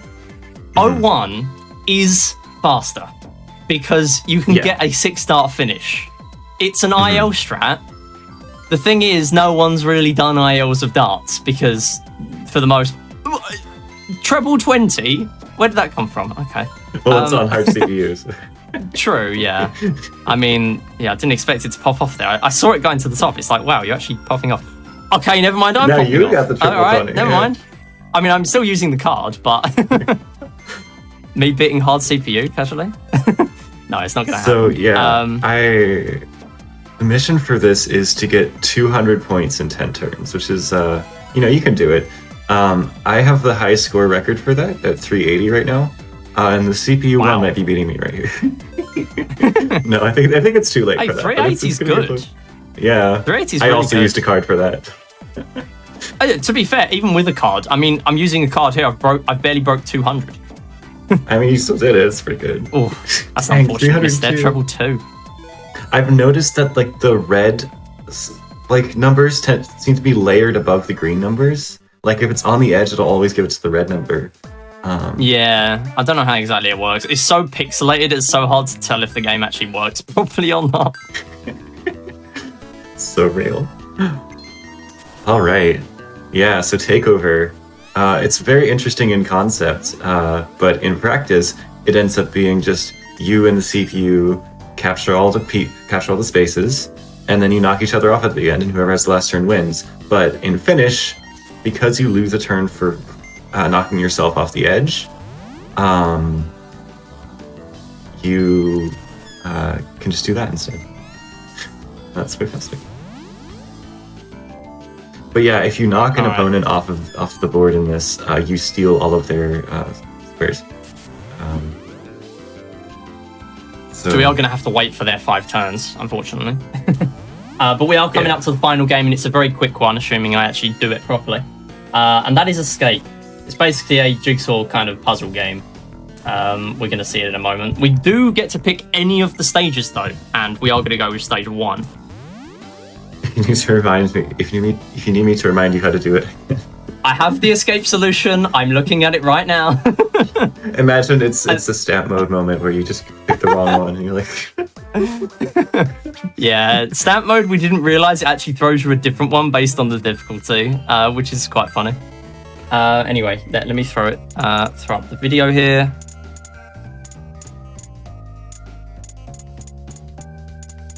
That'll do. There we go. I don't know why the video does it wrong, but... Yeah, no, I did it wrong. It's just that I'm trying to copy it quickly. That's time, by the way. I forgot to say this time. I did say it was the final game, but yeah, it ends on the title screen there. Yeah, we went way over there. Yeah, I will do very, very quick shoutouts because I know we're really behind now. Shoutouts to the Clubhouse Speedrun Discord. It's so active recently compared to normal. We've done so much with Word Balloon and stuff like that, and I'm gonna learn All Games Win eventually as well and try and rival Kyra's only All Games Win time. Not very good. Yeah, well, no, it'll probably be better than me because it's chess and shogi. But yeah, shoutouts to the Clubhouse casual server as well.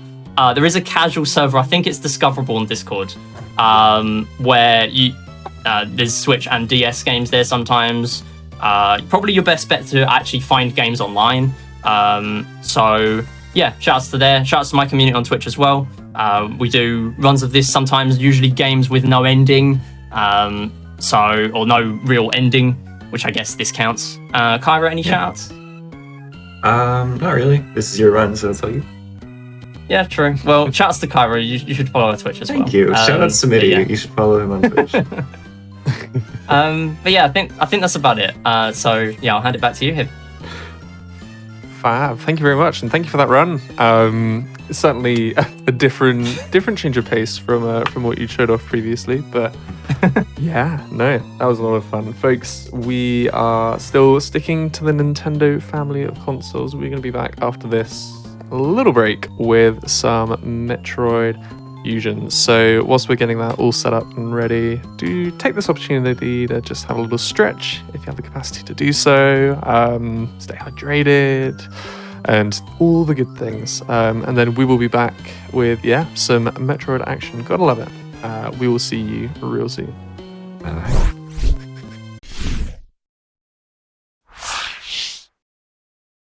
Hello folks, welcome back to the Games Done Quick channel and to Hotfix. This is going places. We've already seen Clubhouse Games filling in for the portable speedrun sort of caveat, whatever theme of this show.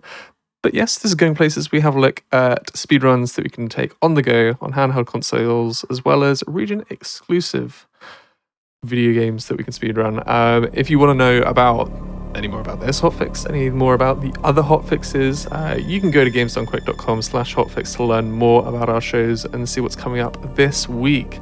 We are going to be having 2 other shows tonight. We are going to be having Grudge Match, which will have some competitors, of course. That's how it works. They're going to be duking it out in Shinobi 3, Return of the Ninja Master for the Genesis, as well as Ori and the Blind Forest for the PC. So games on different scales of retro, modern, and all that.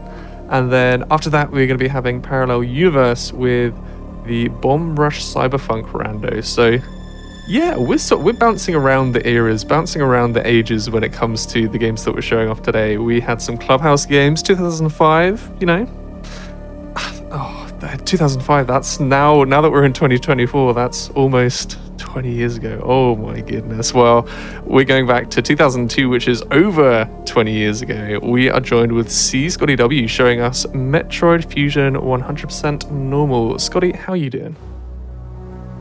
Hello, I'm doing well. How are you? I'm doing well. I'm enjoying it's slightly unorthodox set of games here, but we're making it make sense.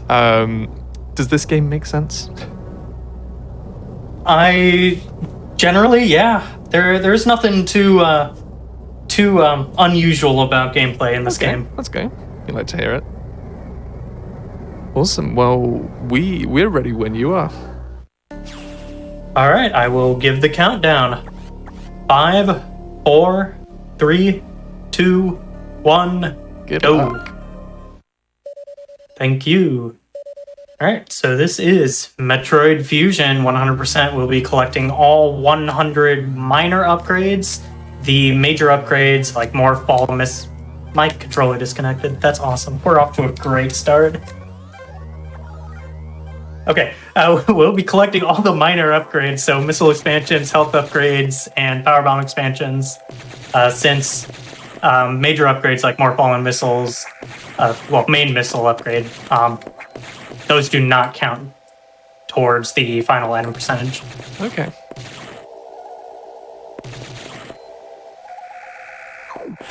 This start is kind of the early game hell that you see in a lot of games. There's a lot of not so fun movement.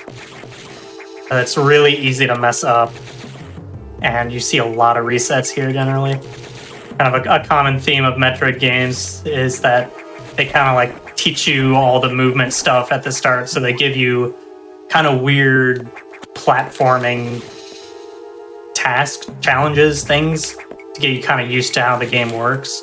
And that's what really it's really fun to optimize, but it's also really difficult when you start finding really odd ways of doing it. Okay. I mean, you're making the movement look nice. I like how it's playing already. Good. Yeah, this game is really crisp in its movement. The spin jump in this game, if you break out of it in any way, so by shooting or pressing up or down to aim, those will cut your jump height immediately. So you can drop straight down onto a platform without like overshooting it. So that makes things really crisp if you do it well. Which it's also easy if you're a little bit too early, you'll kind of fall down below the platform, and it feels really bad. Like that. There you go. There's a good example. Totally intended. But otherwise, feels Also, really I probably good to play. shouldn't bring too much attention to it, but it's a nice Christmas jumper you've got on. It's still feeling the festive spirit in Thank you. January 5th. Fair enough. Tis the I season. respect it. Gotta stay jolly. I'm sure plenty of people still have Christmas trees up right now, so they can't complain about me wearing a Christmas sweater. You still have yours up? Yeah. Just getting ready. You know, you can't be 360 days isn't too early for it. Well, depends on your definition. All right, well, we picked up the main missiles. They give us 10 missiles. Every subsequent missile expansion will give us 5. Right now, they're kind of our best source of damage. Later on, we'll collect the charge beam, which will kind of turn into our main source of damage from there on out. It'll kind of go back and forth between missiles and charge beam, but really charge beam is just the way to go for most of the run. Just collecting a few here. Arachnus is coming up. Actually, I should probably talk about our first major source of RNG, and one of the main major sources, there's one, is I-beams. So every I-door can shoot between 0 and 4 I-beams. It is a 7 out of 16 chance for it to shoot a beam. So nearly 50-50. That was, I think, 2 or 3 beams. I lost count. So that wasn't amazing, but it wasn't terrible either. No. And now we've got Arachnus, who is another source of RNG. There is kind of a lot of that in that game. That's kind of be. I guess let me do this before I start talking. That's kind of going to be a theme of this run. Yes, there you go. Thank you for the word. Nice. Is RNG from I-doors and bosses really can kind of determine how well your run is going to be to an extent. But we usually say that if you're playing well enough, you can outpace that RNG for the most part. Unless you are horribly unlucky and you're getting 4 beams from every door, which has never happened in the history of running this game. There are 10 high doors in this game, so if you get a maximum of 40 or more, if you're really feeling unfortunate, yeah, that's just never gonna happen. But that would lose a ton of time. Average is about 10 to 12 I-beams per run. Okay.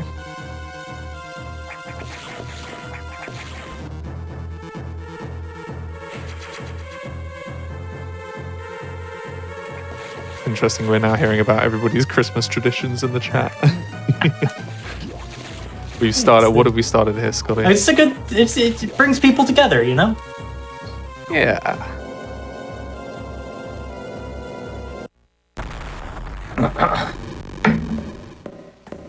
Decorations stay up until January 13th, huh? Is there some significance to that day? Well, that was an interesting one, yeah. I know some people say leave it up until Epiphany, which is January 6th, the Christian holiday, if anyone's familiar with their liturgical calendar. But that's, for my family, we put the tree away when all the kids leave home. Because, the parents don't really want to have to deal with that on their own. Interestingly, so I think the January 13th is Swedish tradition, apparently. The more you Who would have known? I wouldn't have known. I wouldn't have. Well, I don't live in Sweden, so I wouldn't have known. I did not expect us to be learning this kind of thing tonight, but hey, that's the beauty of chat, I suppose. That's part of the fun of doing runs with a chat.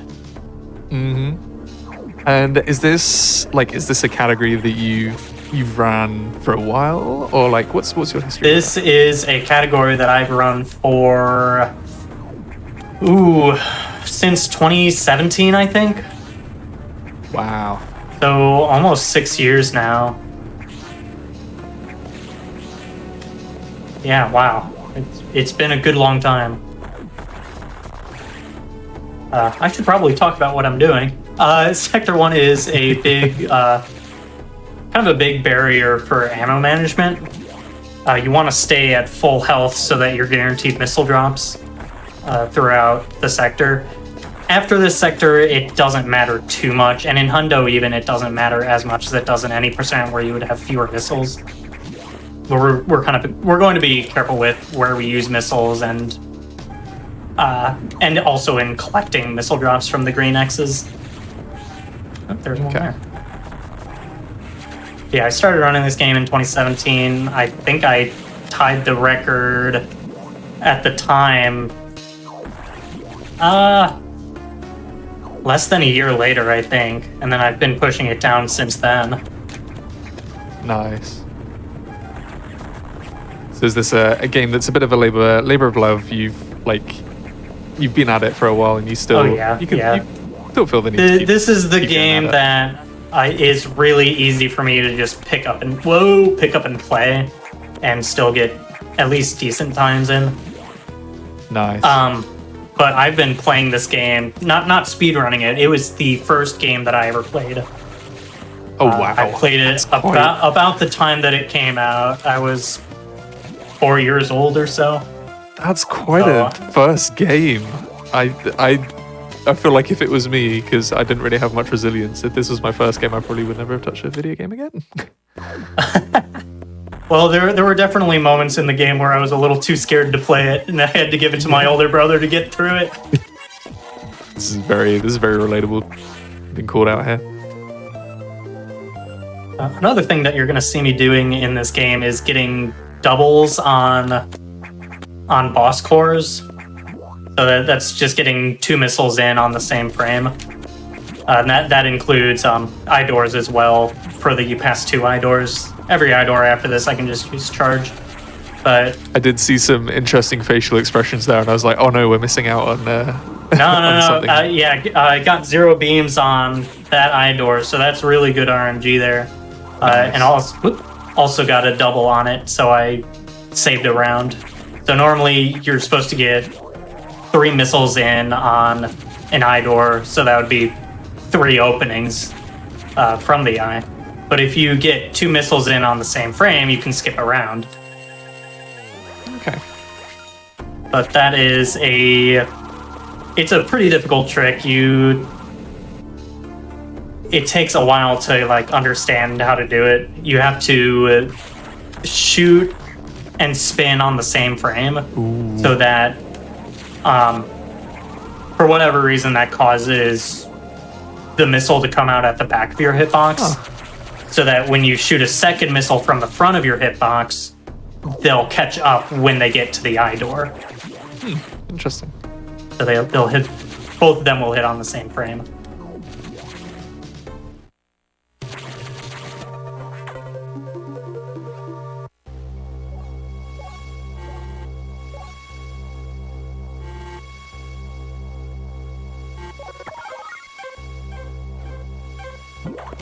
But anyway, this is one of those games that before I started speedrunning, I'd play it several times a year just because it was just a comfort game for me.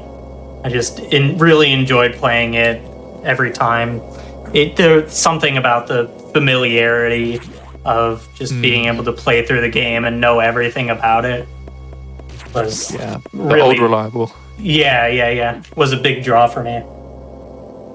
Nice. And what do you like? How do you run this game? Because originally it's GBA, but did it receive any re-releases, or what's optimal? What works for you? I'm playing this on Game Boy Player, so I still am using a GBA cartridge, but it's been re-released on Wii U and Switch Virtual Consoles. Okay. I may be missing one other, but I don't think I am. Oh, 3DS if you have the Ambassador program. Oh, okay. I like being able to play it on original hardware. Yeah. Just because it feels good to me. I enjoy the... I use an SP as a controller. It just feels really good to use. Nice, yeah. Yeah, did you grow up with the SP? I did grow up with an Nice. SP. That was my first console. That's cool. Good memories.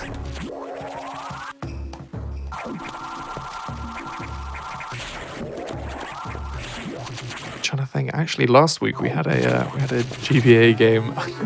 I'd be surprised. Well, not last week. A couple of weeks ago. I'd be surprised because I don't think many people probably played it, but it was Knight Rider for the. I did not for the know there was a GBA. Knight Rider game for Yeah. GBA. Yeah, and it's no, not Knight Rider. I'm being a mug. Ghost Rider. Ghost Rider? I'm getting several things mixed up in my head. Yeah, Ghost Rider. What am I Okay. saying? Ghost Rider. Was it good? That makes more sense. It made for an interesting speedrun for sure. that doesn't answer the question. Does that make it good? It can, yeah. There's plenty of games that are a whole lot better as a speedrun than they are as a casual playthrough. That is a hill I'll die on for the original Metroid and Metroid 2. Those are generally people say those games did not age well, but the speedruns sure did, in my opinion.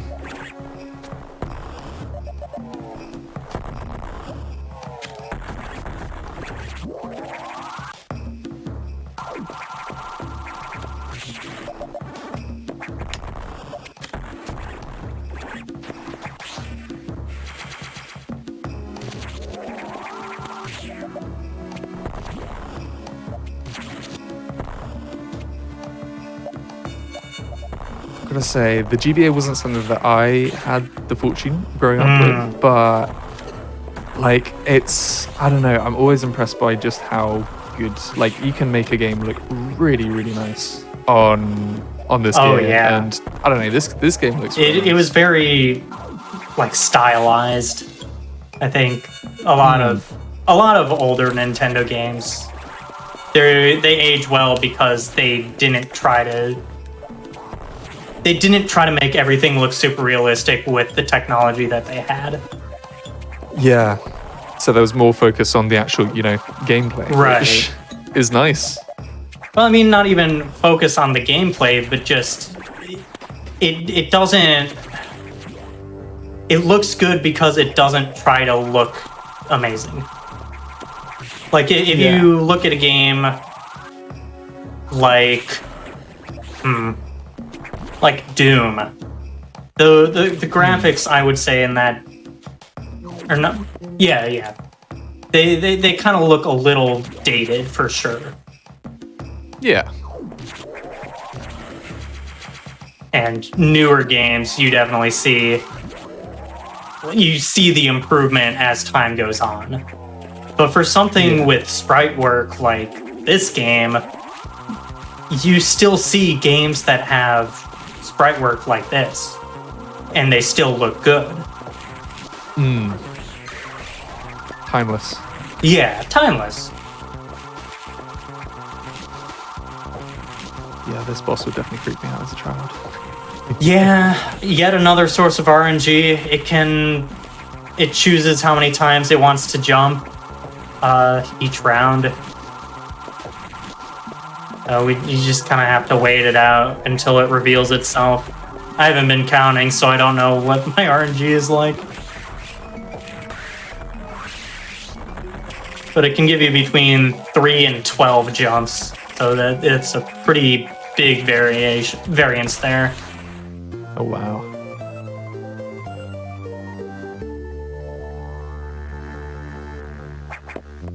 Nicely done. Thank you. Oh, Tomb Raider, that's a good example of a game that looks really dated.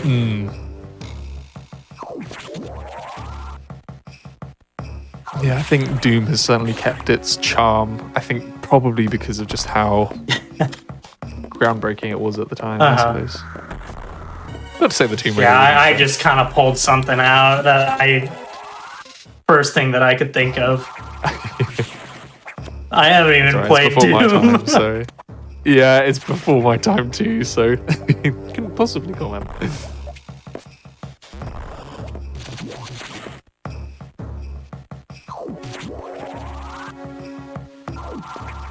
I should probably talk about SAX skip there. Normally, you have to wait for SAX to, leave the room before it expects you to be able to, for you to be able to leave the room. But instead, we can get really close to SAX, get frozen, and when she tries to super you, her super missile spawns behind you, so it hits you in the back and hits you past her. Ooh. It does a lot of damage, so we don't usually use that method in any percent. But it is, once you figure it out, it's a really nice time save. And Cool. actually a lot more consistent than it looks.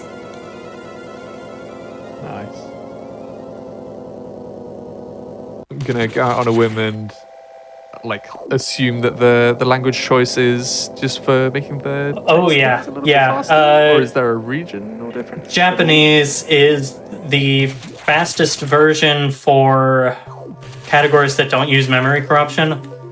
So Ooh, okay. the main difference between the two is text. Yeah. Throughout the run, throughout the run, we save about 2.5 minutes over the English version on text alone. The other difference is that Out of Bounds was patched in the JP version.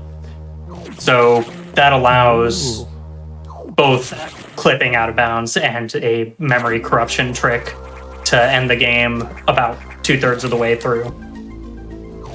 So it is a very big category splitter. You don't really see English too much anymore unless you're doing a run of memory corruption. Interesting. Which, in my opinion, it's like a cool technical feat, but it's not like it. To a lot of people, it feels like you haven't really beaten the game. Like, yeah, you reach the credits, but you skip like 4, 5, 6 bosses. It's just not as satisfying. Yeah, I feel that. It's getting to power bombs and then spending a minute out of bounds and then dying to respawn at the end of the game. I love that games can just be like that sometimes. Yeah, it is really like, cool, but not something that you want to do all the time.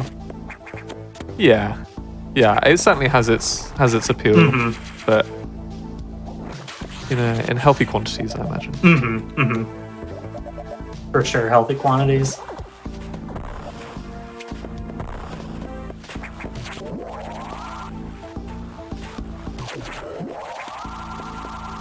Oh, where did my jump go?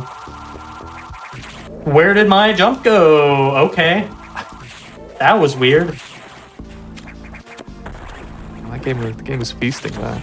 Yeah. Jeez. Loving those inputs. That was bizarre.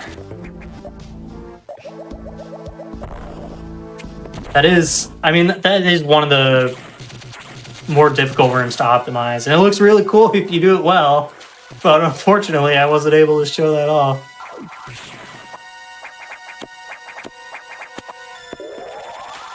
Another eye door. Let's see what we get. Okay, we are getting carried by good RNG right now. Wow. Yeah, that was clean. My reactions might be a little bit delayed. Oh, no. Yeah, no worries on that. Ceres, is a really good display of why the charge beam is so busted. Okay, never mind. I'm not going to be able to show it off in its full effect. Ceres has 50 health. Each missile, if you were to use missiles, only does 10. So it would be a 5 round. If you get the full damage out of a charge shot, that's 26 damage. So it would be only 2 rounds if you hit it properly, which I didn't, so it was a 3 round. But it's under half as long to use charge beam instead, which is pretty crazy.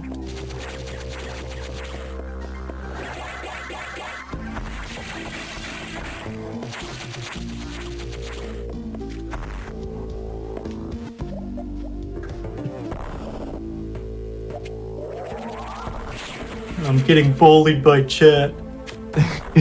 I wasn't going to say No, you were having a Oh, they're fine. Nothing but love. Yeah, those are Fusion community members. Nice. Is there... What does speedrunning, like, in general look like for this game? Is it something that was adopted, like, fairly, following the game's release? I know, it came out at a time where speedrunning wasn't exactly at its height, but was there, a big resurgence at any time, or what's the story? I know there were runs of it as early as, I want to say at least 2004. So it's had a pretty long history, but I don't know how active the scene was back then. I know it's been on the website M2K2, which used to be the host site for, and I guess still is, for Metroid Prime speedrunning for a very long time. And that was very, very early on in the life of speedrunning in general. Yeah. But I don't know when it got added to that site, so hard for me to tell you that. But it's been decently active as long as I've been running the game. There have been ups and downs, but right now we have a fair few people who are actively running the game. Nice.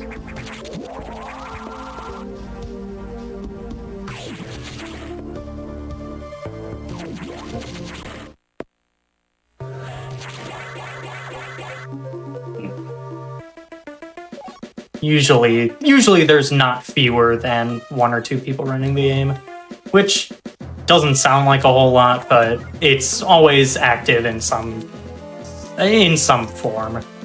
There's always people who are going to be there. Yeah, for a game to keep that kind of longevity and interest is even if it is, you know, the occasional player here and there, it's still not something to discount at all. Right now we probably have at least 7, I want to say, actively running the game, which is really big for us.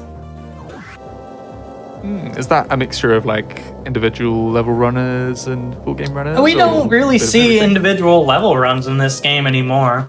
Or like segmented runs, I guess. We don't see a whole lot of that anymore. It's almost entirely, if not entirely, single segment runs. Yeah, that would make sense. Yeah. It used to be more popular to do segmented runs, but with like the advent of streaming and GDQ, the focus really went into single segment. Yeah. What? Fusion community's gonna laugh at me now. I forgot which sector I was going into. Oh no. It's one of those things, like, every sector begins the same way. It starts with a navigation room, a save room, a recharge room. And unless I'm thinking about it, this sector is probably the one where it happens most. I think I'm going into sector 6, and I jump through that door, leaving the recharge room. But yeah, every single time. But you want to stay running there because there's speed booster blocks that you can run through. Oh, nice. Hold on. No! Oh my gosh, that would have been really good. That is a huge time save if I could have gotten that. Normally I mess it up on the first jump, and I've never gotten it first try in a run. So that would have been like 5 seconds saved, I think. If I had gotten that, that is a really hard trick. I cannot overstate how difficult that is. So that would have gotten me into the top of this room, and I wouldn't have had to go up the ladder room. But the reason that I need a spark there is to get through that barrier that was on the left. I'm gonna have to look back at that and frame count it. That trick has, over the course of, I think, 5 jumps, you have 7 frames of leeway, which is, as TAS does it has 7 frames of leeway. But humans, it is real hard. I've only gotten it a handful of times. At all. Someone said, to give perspective, you only have at most 1/10 of a second of time to make mistakes for that trick. Yeah, you fail. Wow. Throughout 3 3 seconds, you have to be almost perfect. Basically perfect for the entirety of it. That's amazing. The fact that that's, you know, something that's been looked into so much for a run that's, you know, what is the world record for this run at the moment? It is a 1:34:30. Okay, yeah, for something that, you know, in a run that long, it's quite fun. I mean, I don't usually go for it in runs, because if you don't get it, it is a very large time loss. I really just do it if I'm showcasing something or just in a race or whatever, where the stakes aren't as high as if I'm on a PB pace. Well, I'll tell you what, the chat certainly enjoyed the attempt. They were very impressed with how close that was. They're also found it very amusing, the trip to the wrong quadrant. Yeah. I'm just doing my best. I'm enjoying it nonetheless. I always have fun playing this game. Let's go. Well, when I'm not getting absolutely hammered by RNG. Well, I don't want to say anything about the RNG so far. I'm just going to let it, run its course because I don't want to say it's good, otherwise it's not getting bad. Yeah. I don't want to say anything. I'll also point out that while I'm in main deck, you can notice some of the numbers on the walls. Those are flashing. If those weren't there, I'd have no idea where I'm going. I rely on those so heavily. When I was doing a D-Rust run earlier today, there's a part where you're going back to main deck, and none of the numbers are flashing when it does that, and I went the wrong way. Oh, wow. So I really need to pay attention when that's happening.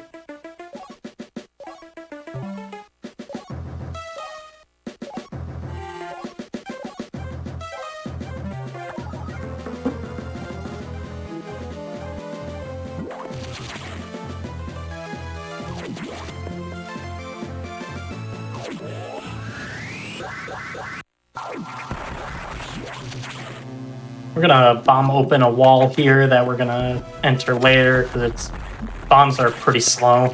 But you'll see me do that on the way back as well. There's another bomb block on the right wall that will blow up to get an item in cleanup, or on our second trip to Sector 6.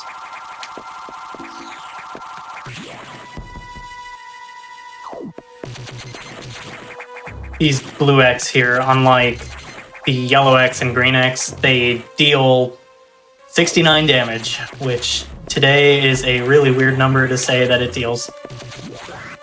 But that's, for some reason, what they chose.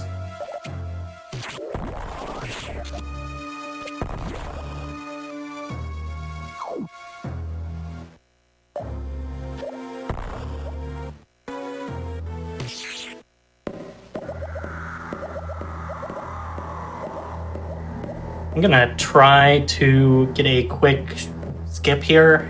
While you still have iframes from this powerbomb explosion, you can get right through SAX. Okay. It is very tight. I'm always happy to get it.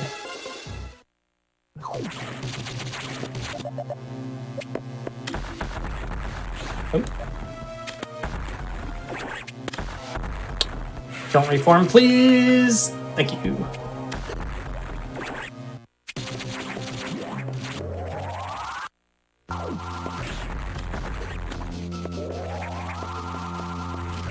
Okay.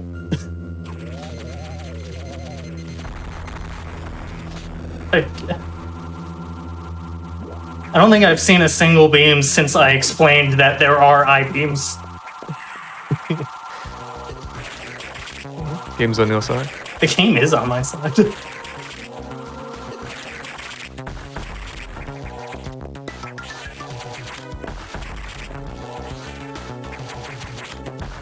Nice boss. With every boss core, I'm luring it in a very specific way to try to kill it where the item would go to in order to pick it up. Because after every fight, the X has to travel to a point to become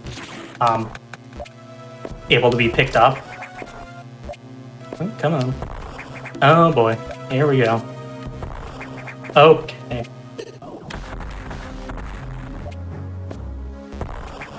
Please let me go. There we go. Wow. That trick saves a second, so I should have not done that, I guess. I never missed it in practice. But sometimes you just you forget how to do it, I guess. Mm-hmm. Beauty of speedrunning. There we go. The tricky part about that bomb jump is that the game really does not like you getting bomb jumps midair. It very much tries to give you as little height as possible. So that's something that is barely possible.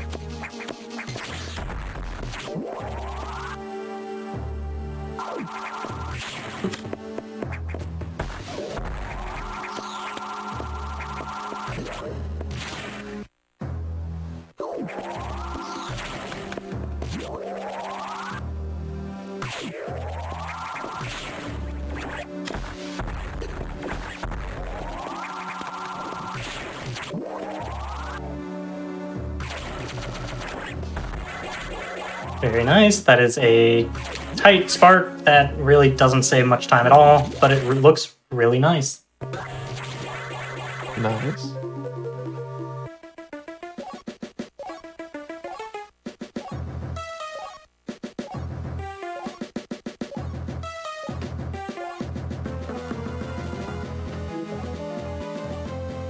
All of these text boxes, by the way, I actually have to focus a little bit for.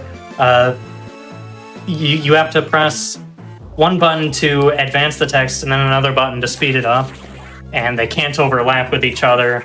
So if they overlap at all, the next text box you go into, you're going to get slow text. If you don't notice that right away, it's going to cost you a rather decent chunk of time. So it's not a mindless mashing. It's not a mindless mashing, unfortunately. It's something that people have practiced to get better at, which is really silly. That's important nuance to the run. It is, yeah. It's something that you wouldn't think about just looking at a playthrough of the game. That there's a certain finesse to having fast text. And you kind of have to memorize how long each text box is, especially if you don't know Japanese. Yeah, I can imagine that can make things a little bit more. It's easier on English when you can see the words. You can kind of you have an idea of how long a sentence is going to be. I imagine at this point it's become somewhat muscle memory for you. Oh, that was weird. Some text boxes, yes. Other text boxes, I have to think about what I'm doing. Yeah. Okay. Or really focus and try to react to where the text box ends.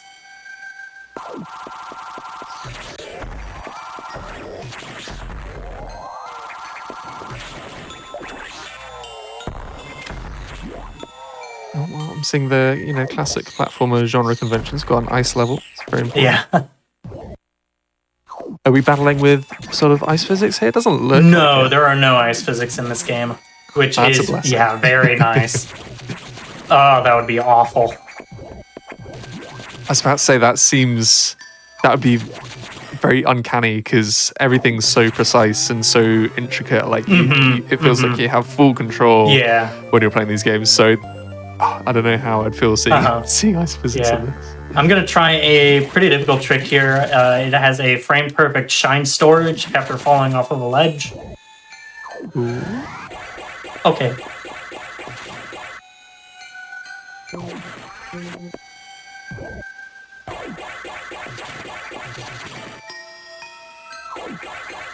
And we're just gonna get it. Awesome. That is a very difficult trick. I don't know if it even saves any time. It is very much just a swag trick. That's not something you go for in runs. Nice. Oh, that feels really good to get. Chat's loving it as well. Oh yeah, it looks so cool. Oh, whoops. Nice. Saving no time. My favorite.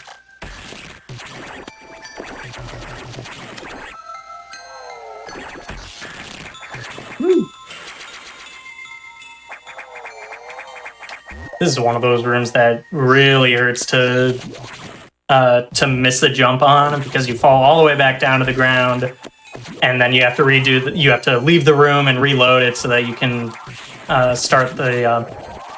It's basically a puzzle of respawning enemies. It's not fun. And you have to also kill them in a specific way, with specific timings, so that you can get them to spawn in specific locations. Because every X kind of follows an invisible point around the room, and if you know where that point moves or how it moves around, then you can manipulate how enemies spawn.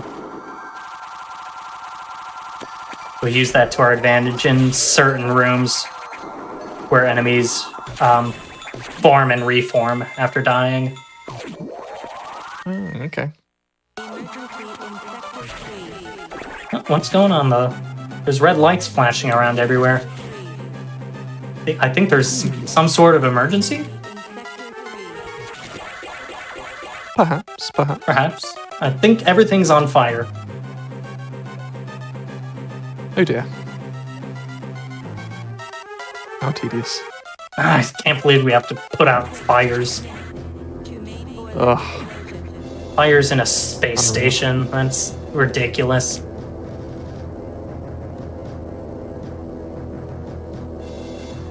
I'm trying to think. I'm nowhere near sciencey enough for it. Like, that does make sense. It makes right? sense if there's oxygen. Yeah. I don't know the law. I imagine there's. I don't know. No idea. I don't know if there's oxygen here. Well, I guess there's plants, but maybe those don't make oxygen in this place. I'm enjoying this copy past. Emergency in parentheses. Oh, that's where the emergency is. Okay. That makes a lot more sense now. Maybe it's just chat that's trying to help you out with the route. They know that you get a bit confused. Oh, yeah, I forget where to go sometimes. If they didn't tell me, I'd have no idea where I was. Yeah, don't forget, everybody. There might be one runner on the display, but the secret second runner is you. Ah. Just a very cool wall jump there. It's also really stupid. It's very tight to wall jump and then go back to the same wall and grab a ledge on it. What am I doing?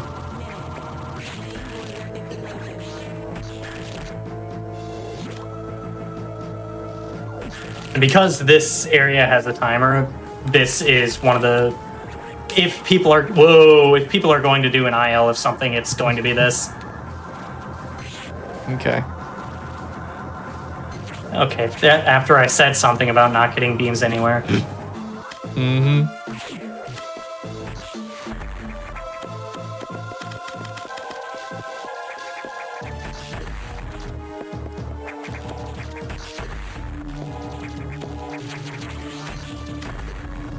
Okay. Missed a double there. That's all right. Costs about 3 seconds every time you miss a double.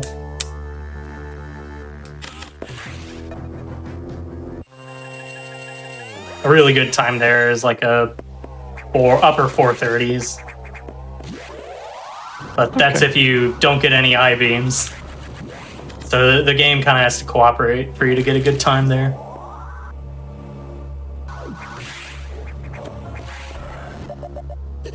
Cool little deboost off of that guy.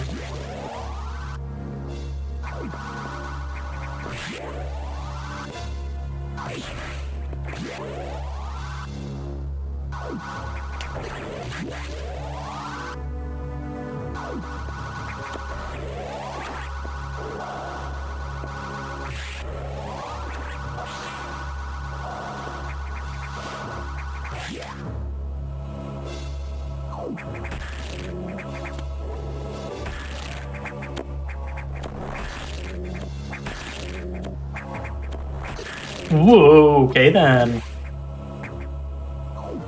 Nothing happened.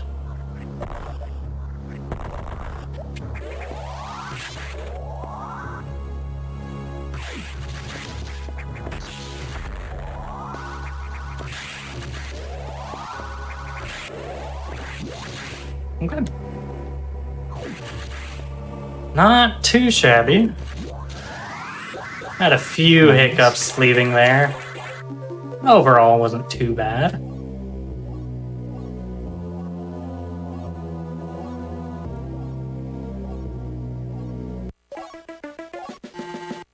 So, of course, for the typical viewer who might not know Japanese, well, what are we at in terms of the story in this game? I know that we've just had a fire. We just had a fire. The station was about to melt down and explode, but we prevented it, fortunately. And now the computer is just now telling us, hey, I think there's signs of life that isn't hostile on here, so we're gonna have you check that out. And we're about to find out that those are the same animals that we see in Super Metroid. That kind of they teach you how to wall jump and shine spark, and apparently they recognize Samus. And they are definitely not hostile, although some people seem to think they are. Don't know why. Ah, interesting.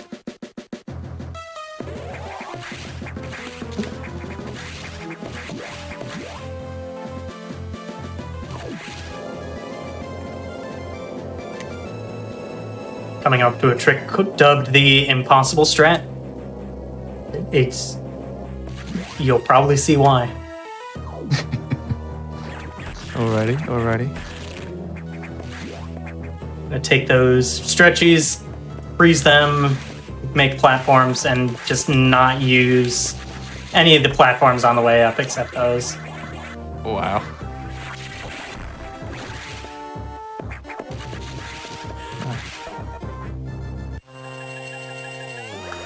Alright, goodbye. This is more RNG here. The animals just can't. Oh. Still waiting on one. There it is. They choose when they want to come out. You can lose a lot of time there. That's so strange. I know. Yeah. So most enemies in this game, they can move in one of two directions, left or right, generally, and that's one of the major sources of RNG as well. Is where are the enemies going? How do I have to deal with that? Or can I move to account for both patterns if I need to? Okay. I'm just surprised that that's not like predetermined or like, they always. Yeah, why would they do such a thing? Yeah. Honestly, how dare they? How dare they? I guess they wanted to make them look more natural. Every time you enter the room, they're doing something different. But I don't know why you're entering the room multiple times anyway. Mm-hmm. Well, okay. To be fair, it did look very nice. It was a very nice looking room. It was a nice looking room. I guess some people, they find that room kind of a puzzle in a way. You have to figure out, okay, how do I get... The animals are behind a gate, so the puzzle is how do I get behind that gate? You have to figure out which blocks are breakable, which blocks take you the right way, basically. So you may be going through that room a few times, so maybe they said, we don't want them looking the same way every time we get into the room.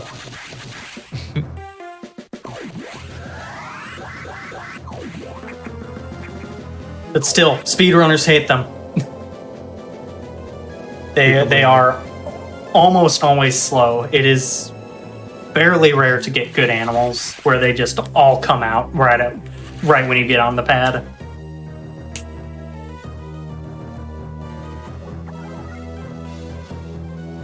So our second trip to Sector 5 will be going here 2 more times. It's one of those sectors where...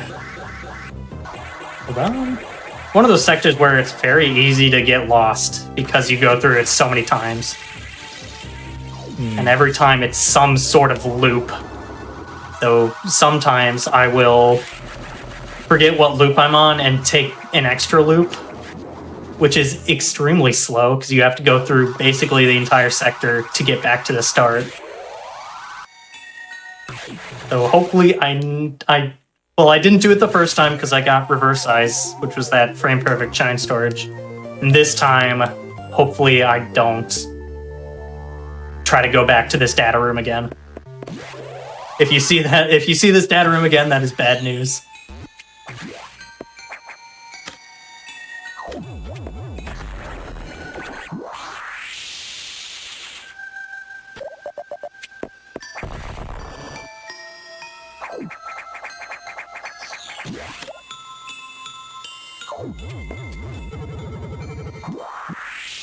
Okay, thank you, frame perfect crumble jump.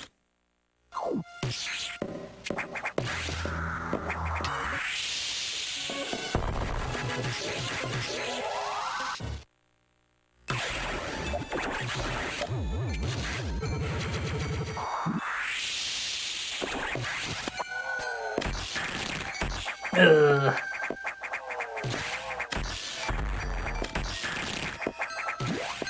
A very awkward room there. Trying to react to where all the rippers are when the flying turtle things, it's called rippers. They move left or right, so you have to figure out where they are as soon as they come on screen and freeze them to climb up. And again, I imagine something that isn't predetermined, something that you've got to constantly adjust you to. have to practice that a lot and figure out where they're going to be. Or not figure out, but just reacts to where they are when you get in there. Once they come on screen, you can see what direction they're moving. It was being mentioned earlier, but a TAS for this game, is that something that is, has been around for a while, or something that's in development? Or there's a TAS from a few years ago by Rezaran of both any percent and 100%. Those are very good, very fun to watch. Whoa, nice leg. You really see how crisp the movement can be in this game.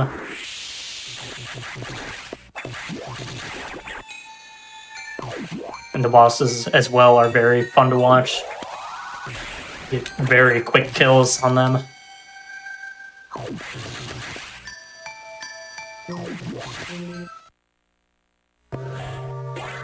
We're coming up on the power outage segment of the run, where we're gonna fight a few bosses in a row. But first, we're gonna go to the ship, and that'll be about the time that we can take that break. awesome.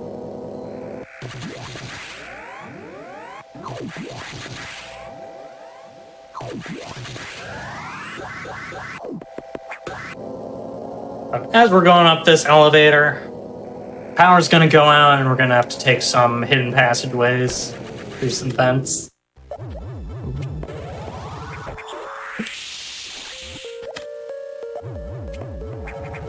Here's Ridley. Goodbye, Ridley. We'll see him again later. I'd say that'd be very anticlimactic. We never see Ridley again. Oh, goodbye. He's dead now.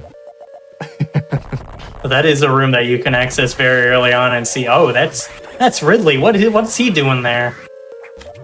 Ah, okay.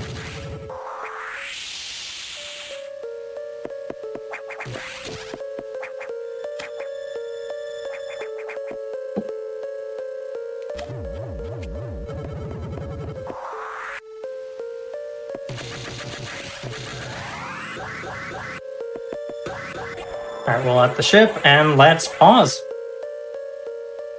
Also, well, good job on the run so far. Thank you.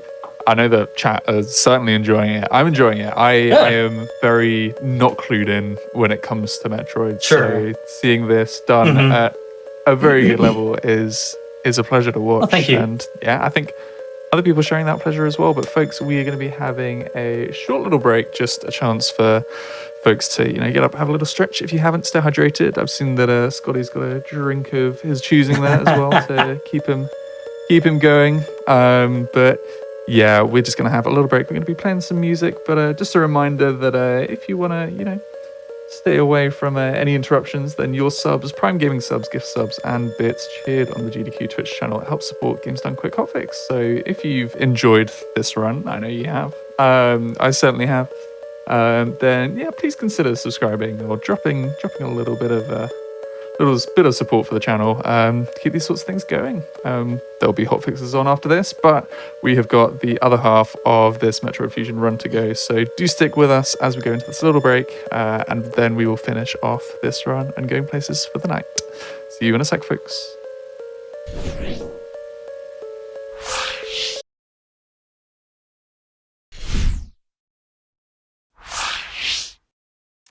Welcome back, folks. We've already seen the first half of this incredible Metroid Fusion run by Scotty, but We are about to kick off the second half. Just a reminder, you are watching Going Places. This is the Games Done Quick Hotfix, where we run games on handheld consoles, as well as, well, whatever console, as long as it's region exclusive, it can come on here.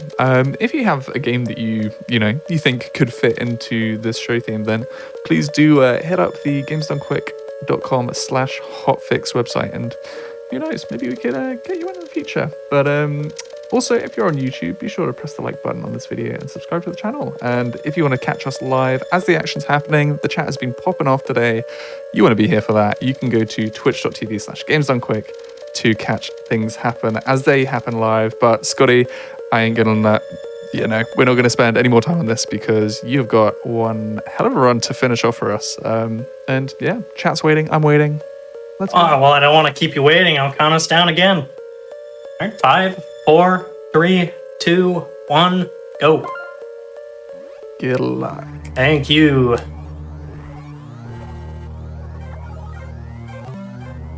So there they are, the animals that we saved earlier. The ship is telling us, hey, they're not evil.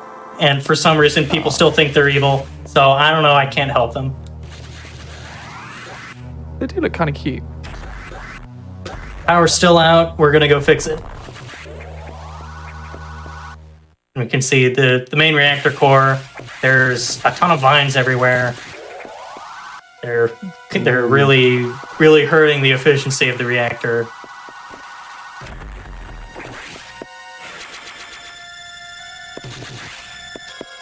Yeah, I would not like it if my PC was looking like that kind of state. Mm-hmm.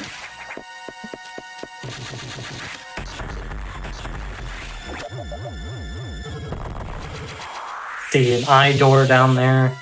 Hopefully we get more good RNG in the last half of the run.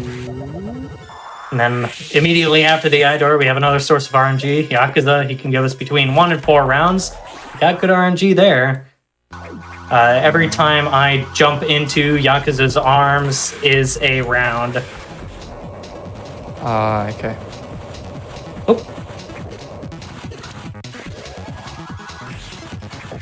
1, 2. Alright, it's whatever.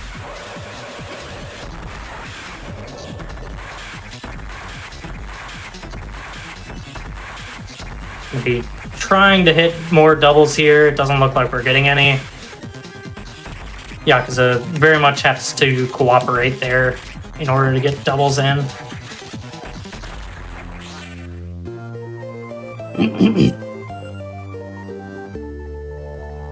Now we have space jump. We can jump infinitely high,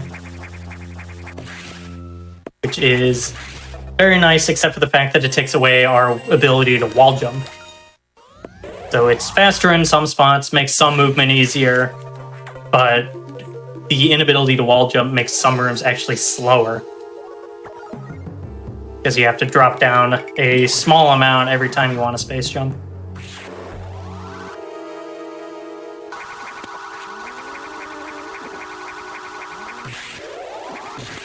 Nice. Another SAX encounter here. We're going to lay a bomb, and that's going to lure SAX all the way to the right of the room. I'm not sure why it does that. It's like she hears you or something. That was cool. You want to shoot a missile at SAX as she's entering the room, but I shot a little bit too early and missed the freeze.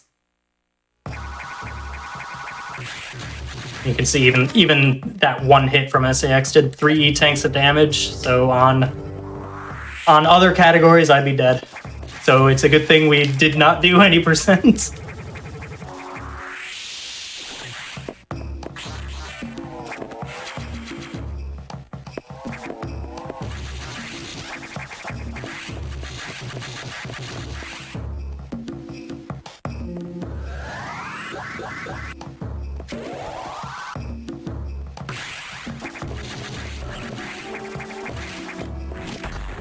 Okay.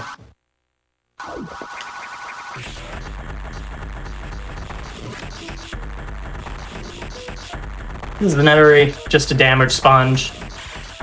Standing all the way on the right during all the way on the right of this platform, at the start of the fight, will prevent the spores from shooting.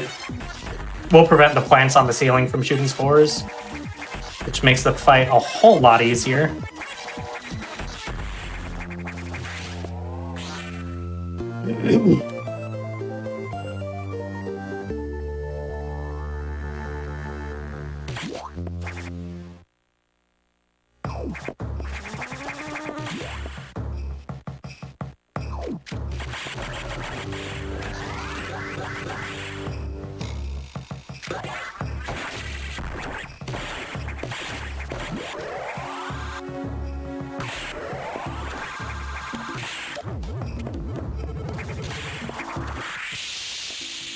Okay.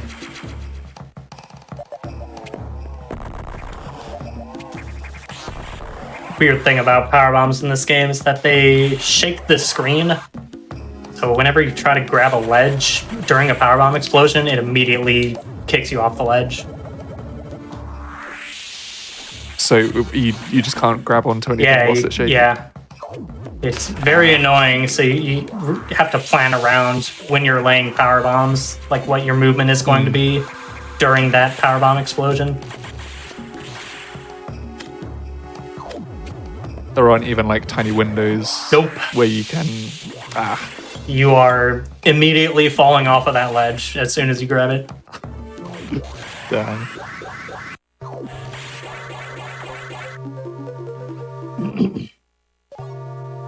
Oh yeah, that's also true. I think, yeah, what Clueless said in chat, SAX, if she shoots a super missile at the wall, it'll knock you off of a ledge if you're grabbing onto one. But I think your own diffusion missiles, the last missile upgrade we get, I think those also do that. If you shoot a missile and then grab a ledge before it connects with the wall. Okay. I think that's the case. I could be misremembering.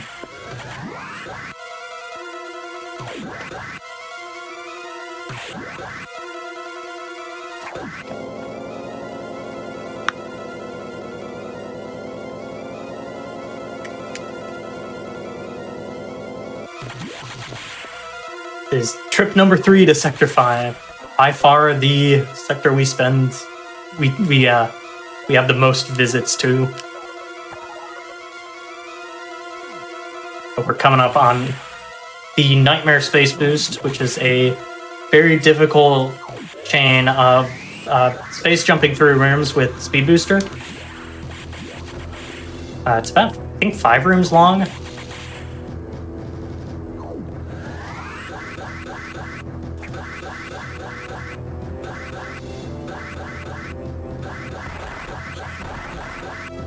Very happy to get that. There is an alternate there where you just get a shine spark and spark through those rooms. It's not that much slower, but it is a lot less cool.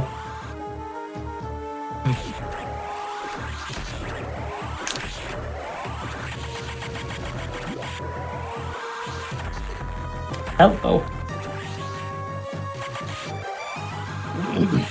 One of the things that makes that trick so difficult is that if you are going through one of those broken doors and you're not moving up, it'll force you onto the ground.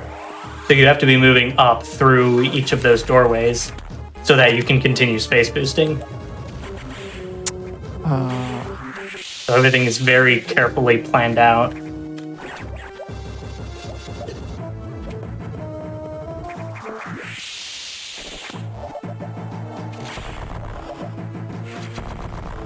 How long would it take for a normal non-speed run 100% for most here? Okay, thanks.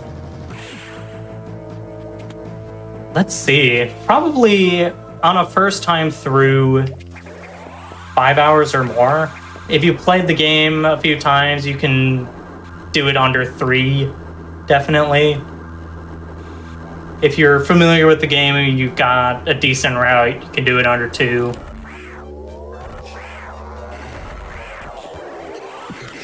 Okay.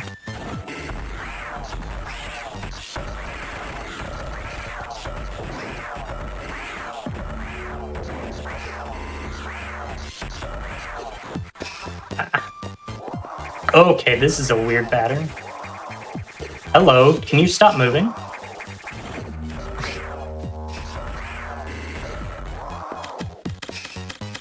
Okay. There's something weird with Nightmare. If you are entering the room and you're looking...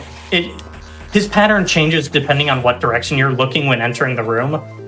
So if you're looking left, he'll move one way. If you're looking right, he'll move another way. Ideally, you're looking to the right when you enter the room. Okay, open the door, please. And that's supposed to give you a good pattern there. I don't know if I was looking left there. I thought I turned around, but maybe I didn't, and that just gave me a weird pattern that I'm not used to. Yeah, a quick goal would have been very nice to have gotten. Yeah, you can kill him. Like you can deal damage as he's swooping down towards you, and kill him as he's doing that. It's very difficult, and you have to kill him in the right way in a certain amount of time. It's very finicky.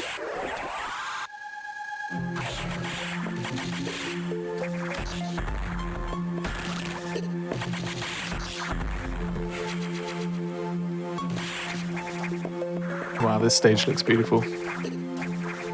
Oh, just like the backgrounds in general. Just that. Oh yeah, the aesthetic. I love the aesthetic of Lower Sector 4.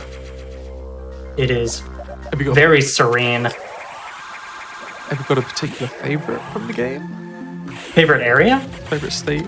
Yeah. Probably this one, in terms of how it looks. In terms of gameplay, Sector 6 is really fun in cleanup. Okay. So we'll see that soonish. I don't know how long it takes to get there from here. Something to look forward to. That's Yeah. cool.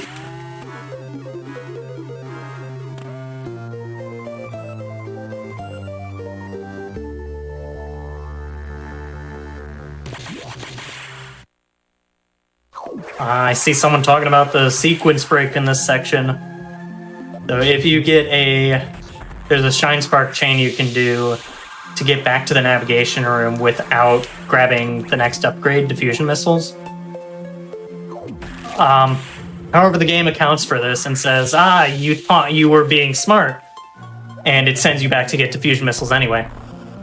This game has no true sequence breaks. Except for the memory corruption, if you want to count that as a sequence break and not just breaking the game entirely. Nice. Unfortunately, even doing that Shine Spark trick is slower for the normal route. Or slower than the normal route that we would do. In any percent anyway. There's items that we have to grab down here, so we can't do the trick anyway.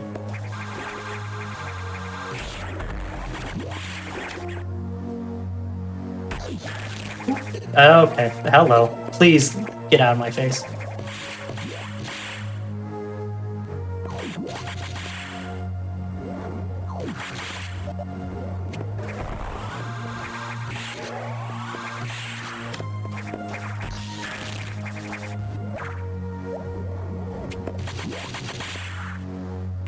This is one of those sections of the game where enemies start dealing a lot of damage, and if you're not careful in specifically any percent, it's very easy to die.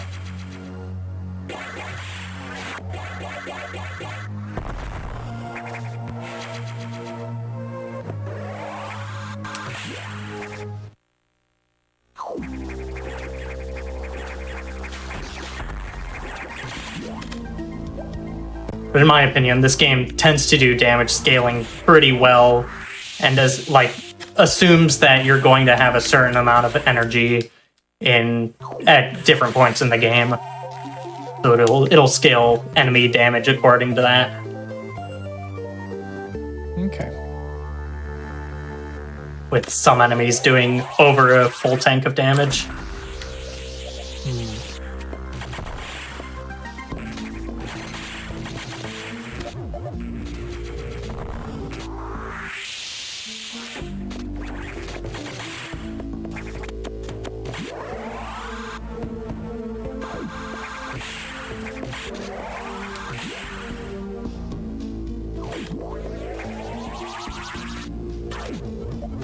a really tight trick here. We're going to try to beat a bomb block reforming up there.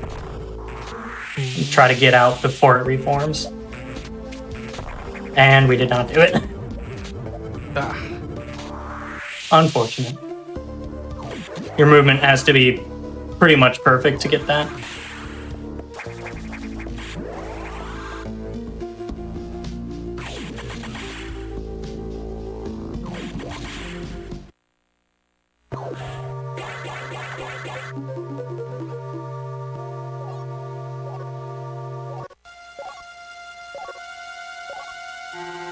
At this point in the game, go ahead. No, that's all right. You're explaining. Oh yeah, no, I'm just saying. At this point in the game, the computer's telling us, "Hey, you weren't supposed to get that upgrade. Can you stop? You just stop getting stronger. But here, go kill this boss that you encountered earlier. It shouldn't make you stronger, and just stop doing that." But it's like causing damage around here, so it's like, all right, I'd like to keep you here, but I can't do that with this being a pressing issue. Gotcha. And we're being told that, oh no, there's actually multiple SAXs running around the station. Or wait, no, that's later in the run. We're being told here that we're actively being hunted down by the SAX. And it's not... Oh, I forgot to grab that item. I'll get it later. See, chat, he's forgetting things again. You gotta be... Forgetting what part of the run it is, forgetting what part of the story it is. I don't normally think about the story too much. It's in a different language. You didn't speedrun for the story? Oh, unreal. No, I was just going to mention earlier, like, folks have had a good amount of time to feast their eyes on the run. If they were interested in, like, how to get started with either this, or maybe they thought, oh, there's another Metroid game that I'm interested in, how they best go about, you know, looking for resources for that kind of thing. Our Discord is linked on speedrun.com. You can find it very easily there. Every Metroid game has its own Discord, and each of them you can find linked on speedrun.com. And each of them, well, most of them have a active community that you can talk to there. I'm not certain about the activity levels of Prime Hunters or Federation Force. Oh dear. I was about to say, are there any like really obscure Metroid games that like nobody plays? Yeah, those would be the ones that nobody plays. Other M as well is not very... Oh, hold on. Oh! The doubles on this core are exceedingly difficult. We got one, which is very good. And I got a setup to get a second one, but I barely missed it. But anyway, what was I saying? Hunters and Federation Force, those are the lesser run ones. Other M, I know for sure you can find people who will help you out because I'm there and I will help you out. But I don't know about the other two because I'm not in those communities. There's a Metroid Prime Pinball as well. Oh, Prime Hunt? Okay, Shasta is there and he'll answer questions. Great. Oh, of course. Of course. It's mentioned and there he is. I reckon our producer probably was just like, hey, get in here. Great. Yeah, I've been meaning to run Hunters for a while, but it just...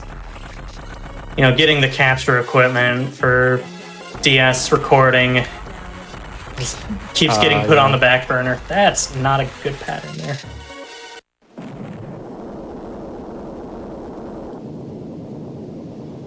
Also, Samus Returns as well. Would be a pretty cool one to do. Nice. Yeah, they all have Discords. Have you got any plans come 2024? Is this game in the pipeline? Any other Metroids or other series that you're looking at? This game I am mostly retired on. I did runs of it last year, and got really good PBs on all of them, or in any percent and 100%. And I said, that's good. I don't feel the need to improve here anymore. But I may return and do low percents someday, even though those aren't particularly my cup of tea anymore. But as far as other Metroids go, I'm really eyeing Zero Mission a little bit. I really want to improve my hundo time in that, but it is proving to be very difficult. And then I also want to start looking into Prime as well. That is a much different beast than the 2D games. I can imagine, yeah, quite an undertaking. Yeah, very, very, very difficult, but also very rewarding to play well. Okay.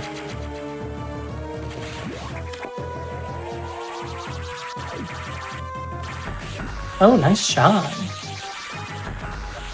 You know, we're just gonna take it slow. Hello, you're in my way.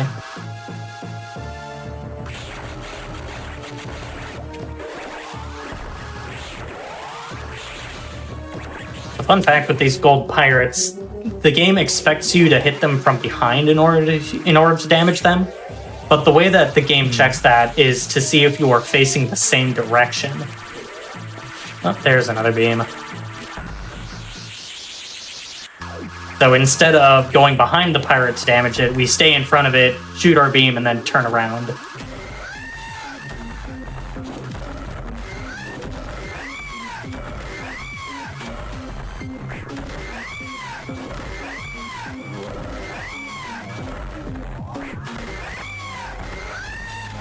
Decent fight there. Woo! I don't know how I'm gonna deal with that. So, something I probably should have mentioned is that Plasma Beam and Wave Beam by extension deal damage per frame of contact. So they deal damage very, very rapidly, and they deal a lot of it. So, okay. So we use that a lot in place of using missiles to deal damage as soon as we pick up those beams. So that fight, if you were to use only missiles, it would take 100 missiles. But if you use charge beams, if you use charge beam in tandem with missiles, you can get Ridley down in 11 charge shots, which is a whole lot faster than shooting 100 missiles. Yeah, just a little bit.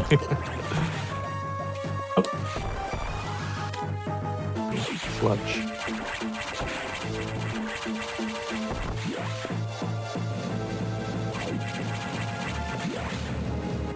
But this begins the cleanup segment. We're going to go through every sector of the game in counterclockwise order. Someone will correct me on that. But instead of going up to main deck to go through every sector, we're going to go through secret passageways between each sector to skip going through long elevator rides. So we'll be seeing a lot of nice Dime Spark tricks, really cool movement in cleanup. It's definitely my favorite section of Fusion runs in general.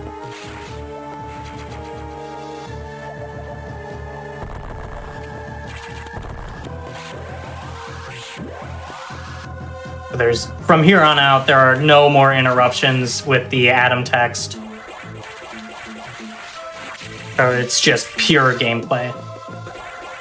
Yeah, gameplay.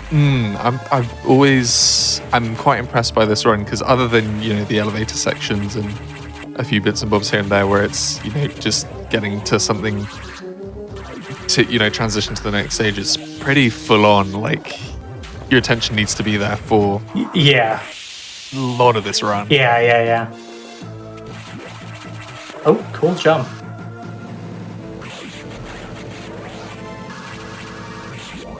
There's a lot of difficult stuff in cleanup if you're trying to go fast. Which we are, because we're speedrunners. Yeah, I think that's a good plan.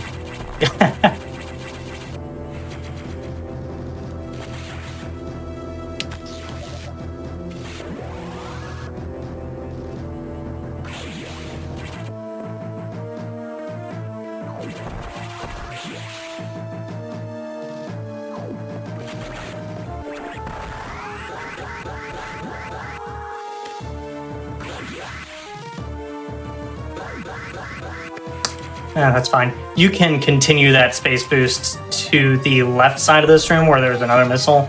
But we're just gonna skip space jumping over there because we landed. But we'll get it here. On our way out. Not too much slower.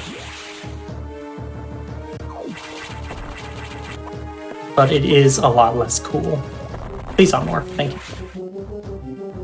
That Forbidden Fanta is quite the color of orange there. The Forbidden Fanta. Surely it's got a name like that in the community. Okay, there we go. Get a nice quick jump off of that bomb block before the power bomb blows it up. That was nice.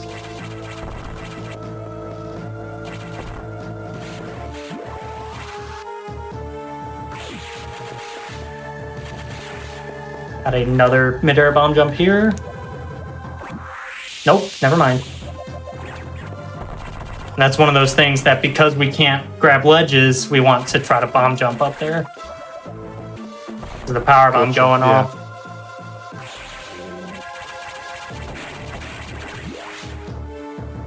Although the window to hit a mid-air bomb jump like that is fairly tight. Your mid-air speed has to be pretty close to 0. Why did I jump through that door?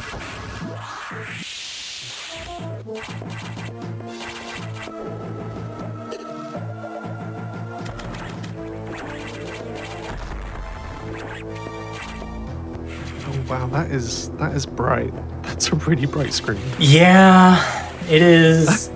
They sure made some choices with some of these places. Trudy. I think there's something very comedic when when a screen like this comes up in a game, and you get some webcam vision of the of the Oh running, yeah, just light up. Some good comic relief in that. for sure. We often kind of talk about there's a little bit of weirdness with how the game was what the game was designed around. The original GBA, it didn't have a backlight, so this would not be quite as bright on the original GBA. Oh, true. Yeah. And like Sector 6, it's the dark sector, but if you're playing it with a backlight or on a TV, it's not very dark at all. Maybe a little dim, but on a GBA that's not very well lit, it's fairly dark. Yeah. Wow.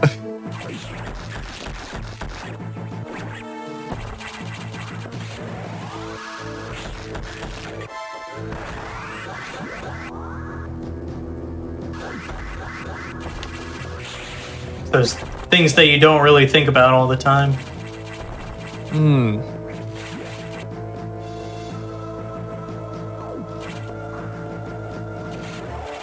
that'll conclude almost Sector 3 cleanup. Just 3 more items to get in these last 2 rooms.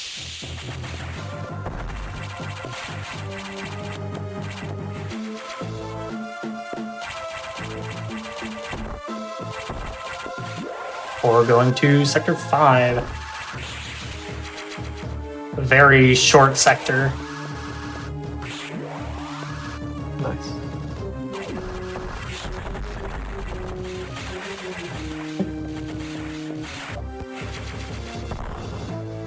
Nice.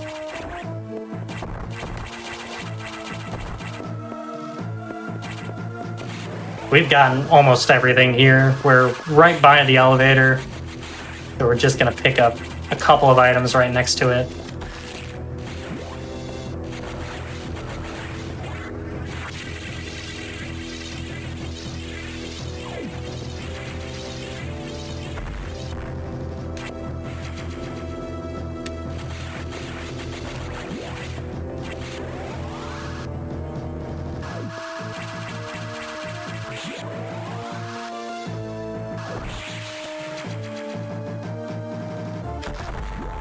In this room, that room with the missile that I just picked up, there's a power bomb block in the bottom left of the room. I think the game, or the developers expected that you would find that bomb block in the power bomb block in the lower left of the room, and then use a power bomb to break it. But there's actually nothing behind it. But instead of not being anything in the room at all, the item is in the upper right of the room instead. I always thought it was kind of funny. How weird little troll there. Yeah.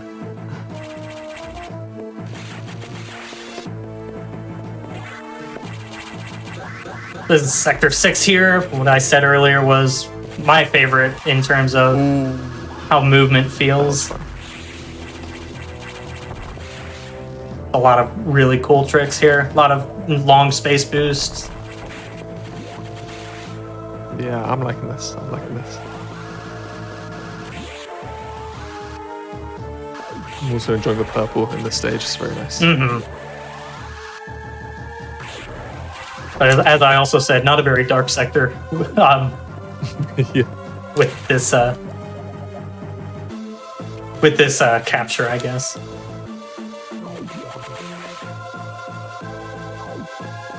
Oh, thank you, Clueless. I would definitely have forgotten that. See? Yeah, there's a reason that chat's here. Genuinely.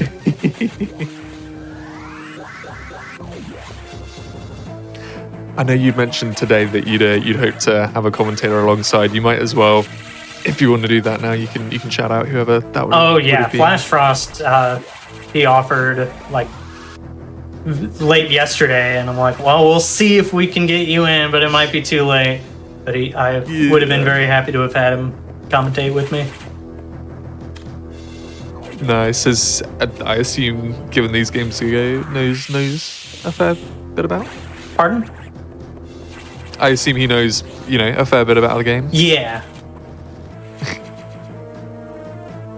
Oh, cool. Those chroma blocks there, the game intends you to freeze some enemies in that pit to get across it. The other methods are very tight frame windows to get across, so I'm happy to have gotten that first try.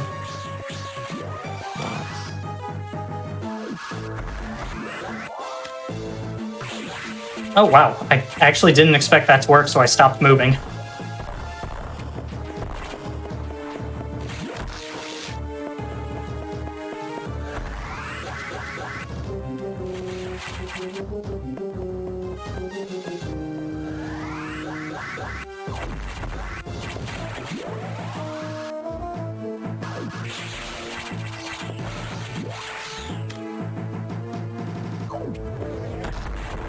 Fake missile there, mimic. Oh.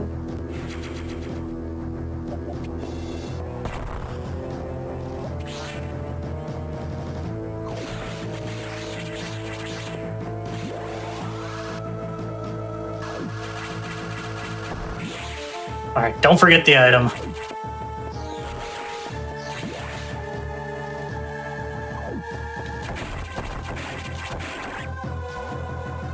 All right.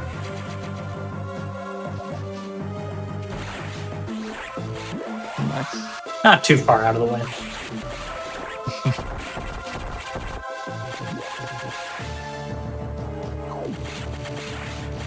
Sector 4, we've gotten all the items already, but we're just passing through because it's a lot faster than taking the very slow elevators. Well, I mean, we've been talking about the community, showing up, turning up for this run. And it's just a lot of folks that seem to just really have fond memories of this game as well. Yeah, definitely. I don't know where it stands in this series at all. Is it like a fairly well-respected game, or underrated, overrated?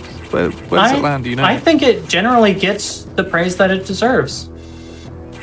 That's good. I find it very, very well respected in the community. Nice. You'll have to hear it. Although the gripes are well founded in that the pacing is definitely different. It's a lot more linear than some other Metroid games. Okay. No sequence breaks is something that a lot of people say, hey, sequence breaks are like what Metroid is known for. Why are there none in here?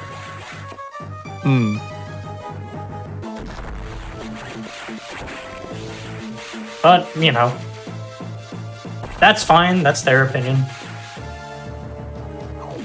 I don't think it detracts too much from how the game feels. Interesting. Quick detour into Sector 1 to grab that item.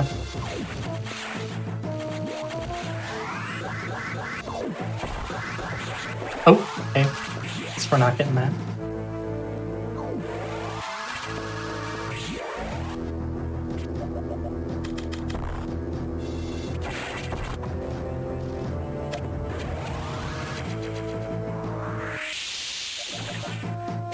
Yeah, that's right, Clueless. A direct story is being told, so the game kind of has to do what it can to make the story make sense.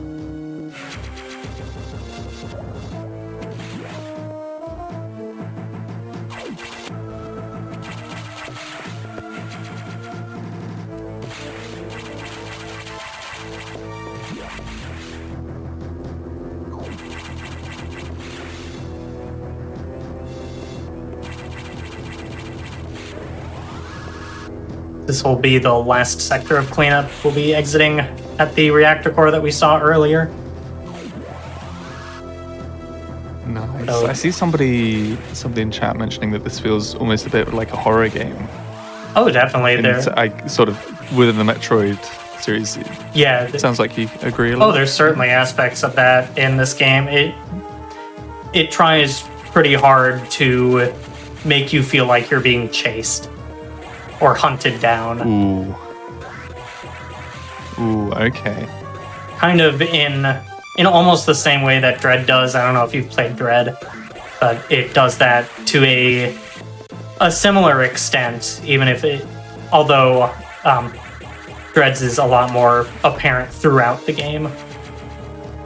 Yeah, I've seen sort of chunks of gameplay here and there, and it looks like the sort of game that I'd be no good at. In all honesty, but yeah. Good at in a speedrun sense, or good at in a just playing the game? Oh, just play that. I mean, full disclosure for everyone, I am just rubbish at games in general. So yeah, who knows? Maybe I'll take the plunge with a Metroid game at some They're very point. good. Yeah, I could see myself having fun with it. I certainly, like, if I was younger and I'd give them a go, I'd just be like, oh, no, not for me. But Yeah, I find nowadays, for me, that it's hard for me to get into new games. And that partially is because I put a lot of time into speedrunning. And I just enjoy the games that I play, so why do something else, you know?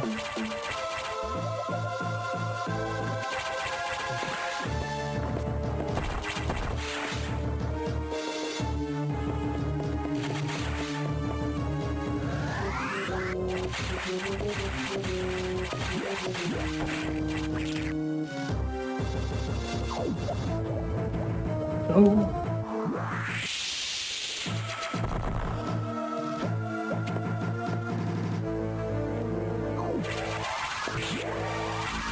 Get in the door.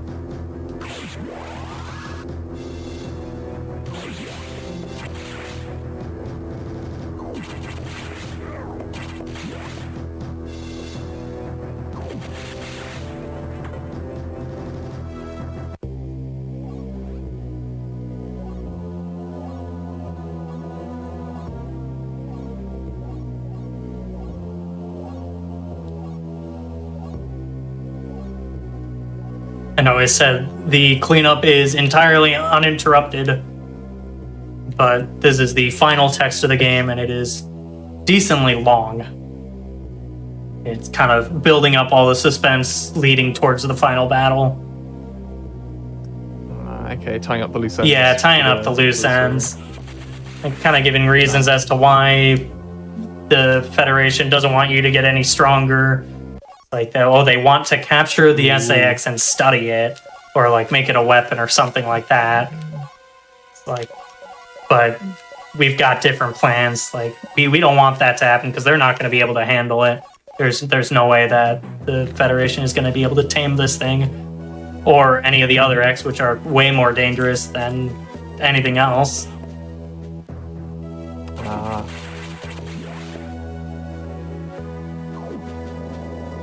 So it's best. We decide that it's best to just blow up the space station.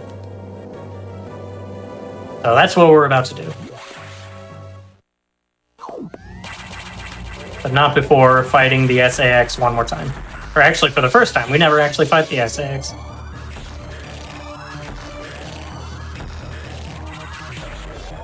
Throughout the game, we're always told, hey, the SAX is too strong, don't even bother trying to fight it. And you can't even deal damage to the SAX until you have Wave Beam.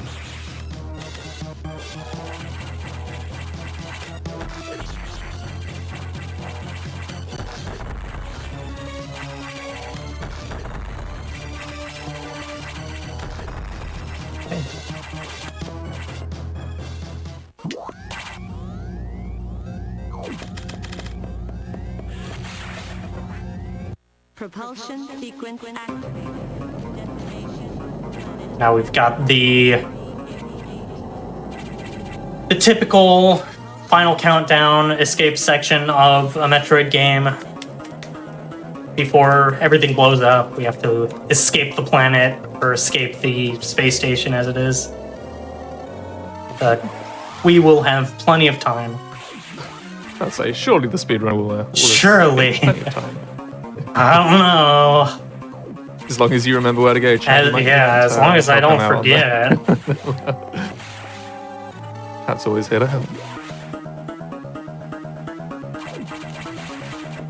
There's actually a cool category, a category extension that people sometimes do called, we call it New Game Plus, but sometimes it's called Station Cleanup. We start in Cleanup, but with none of the minor upgrades. So it's just all cleanup and no bosses, no dialogue. And at the end of that run, you can grab some items in cleanup, or not in cleanup. You can grab some items in this escape sequence. So if you're not good, you might actually lose a run to being too slow in trying to grab those different items.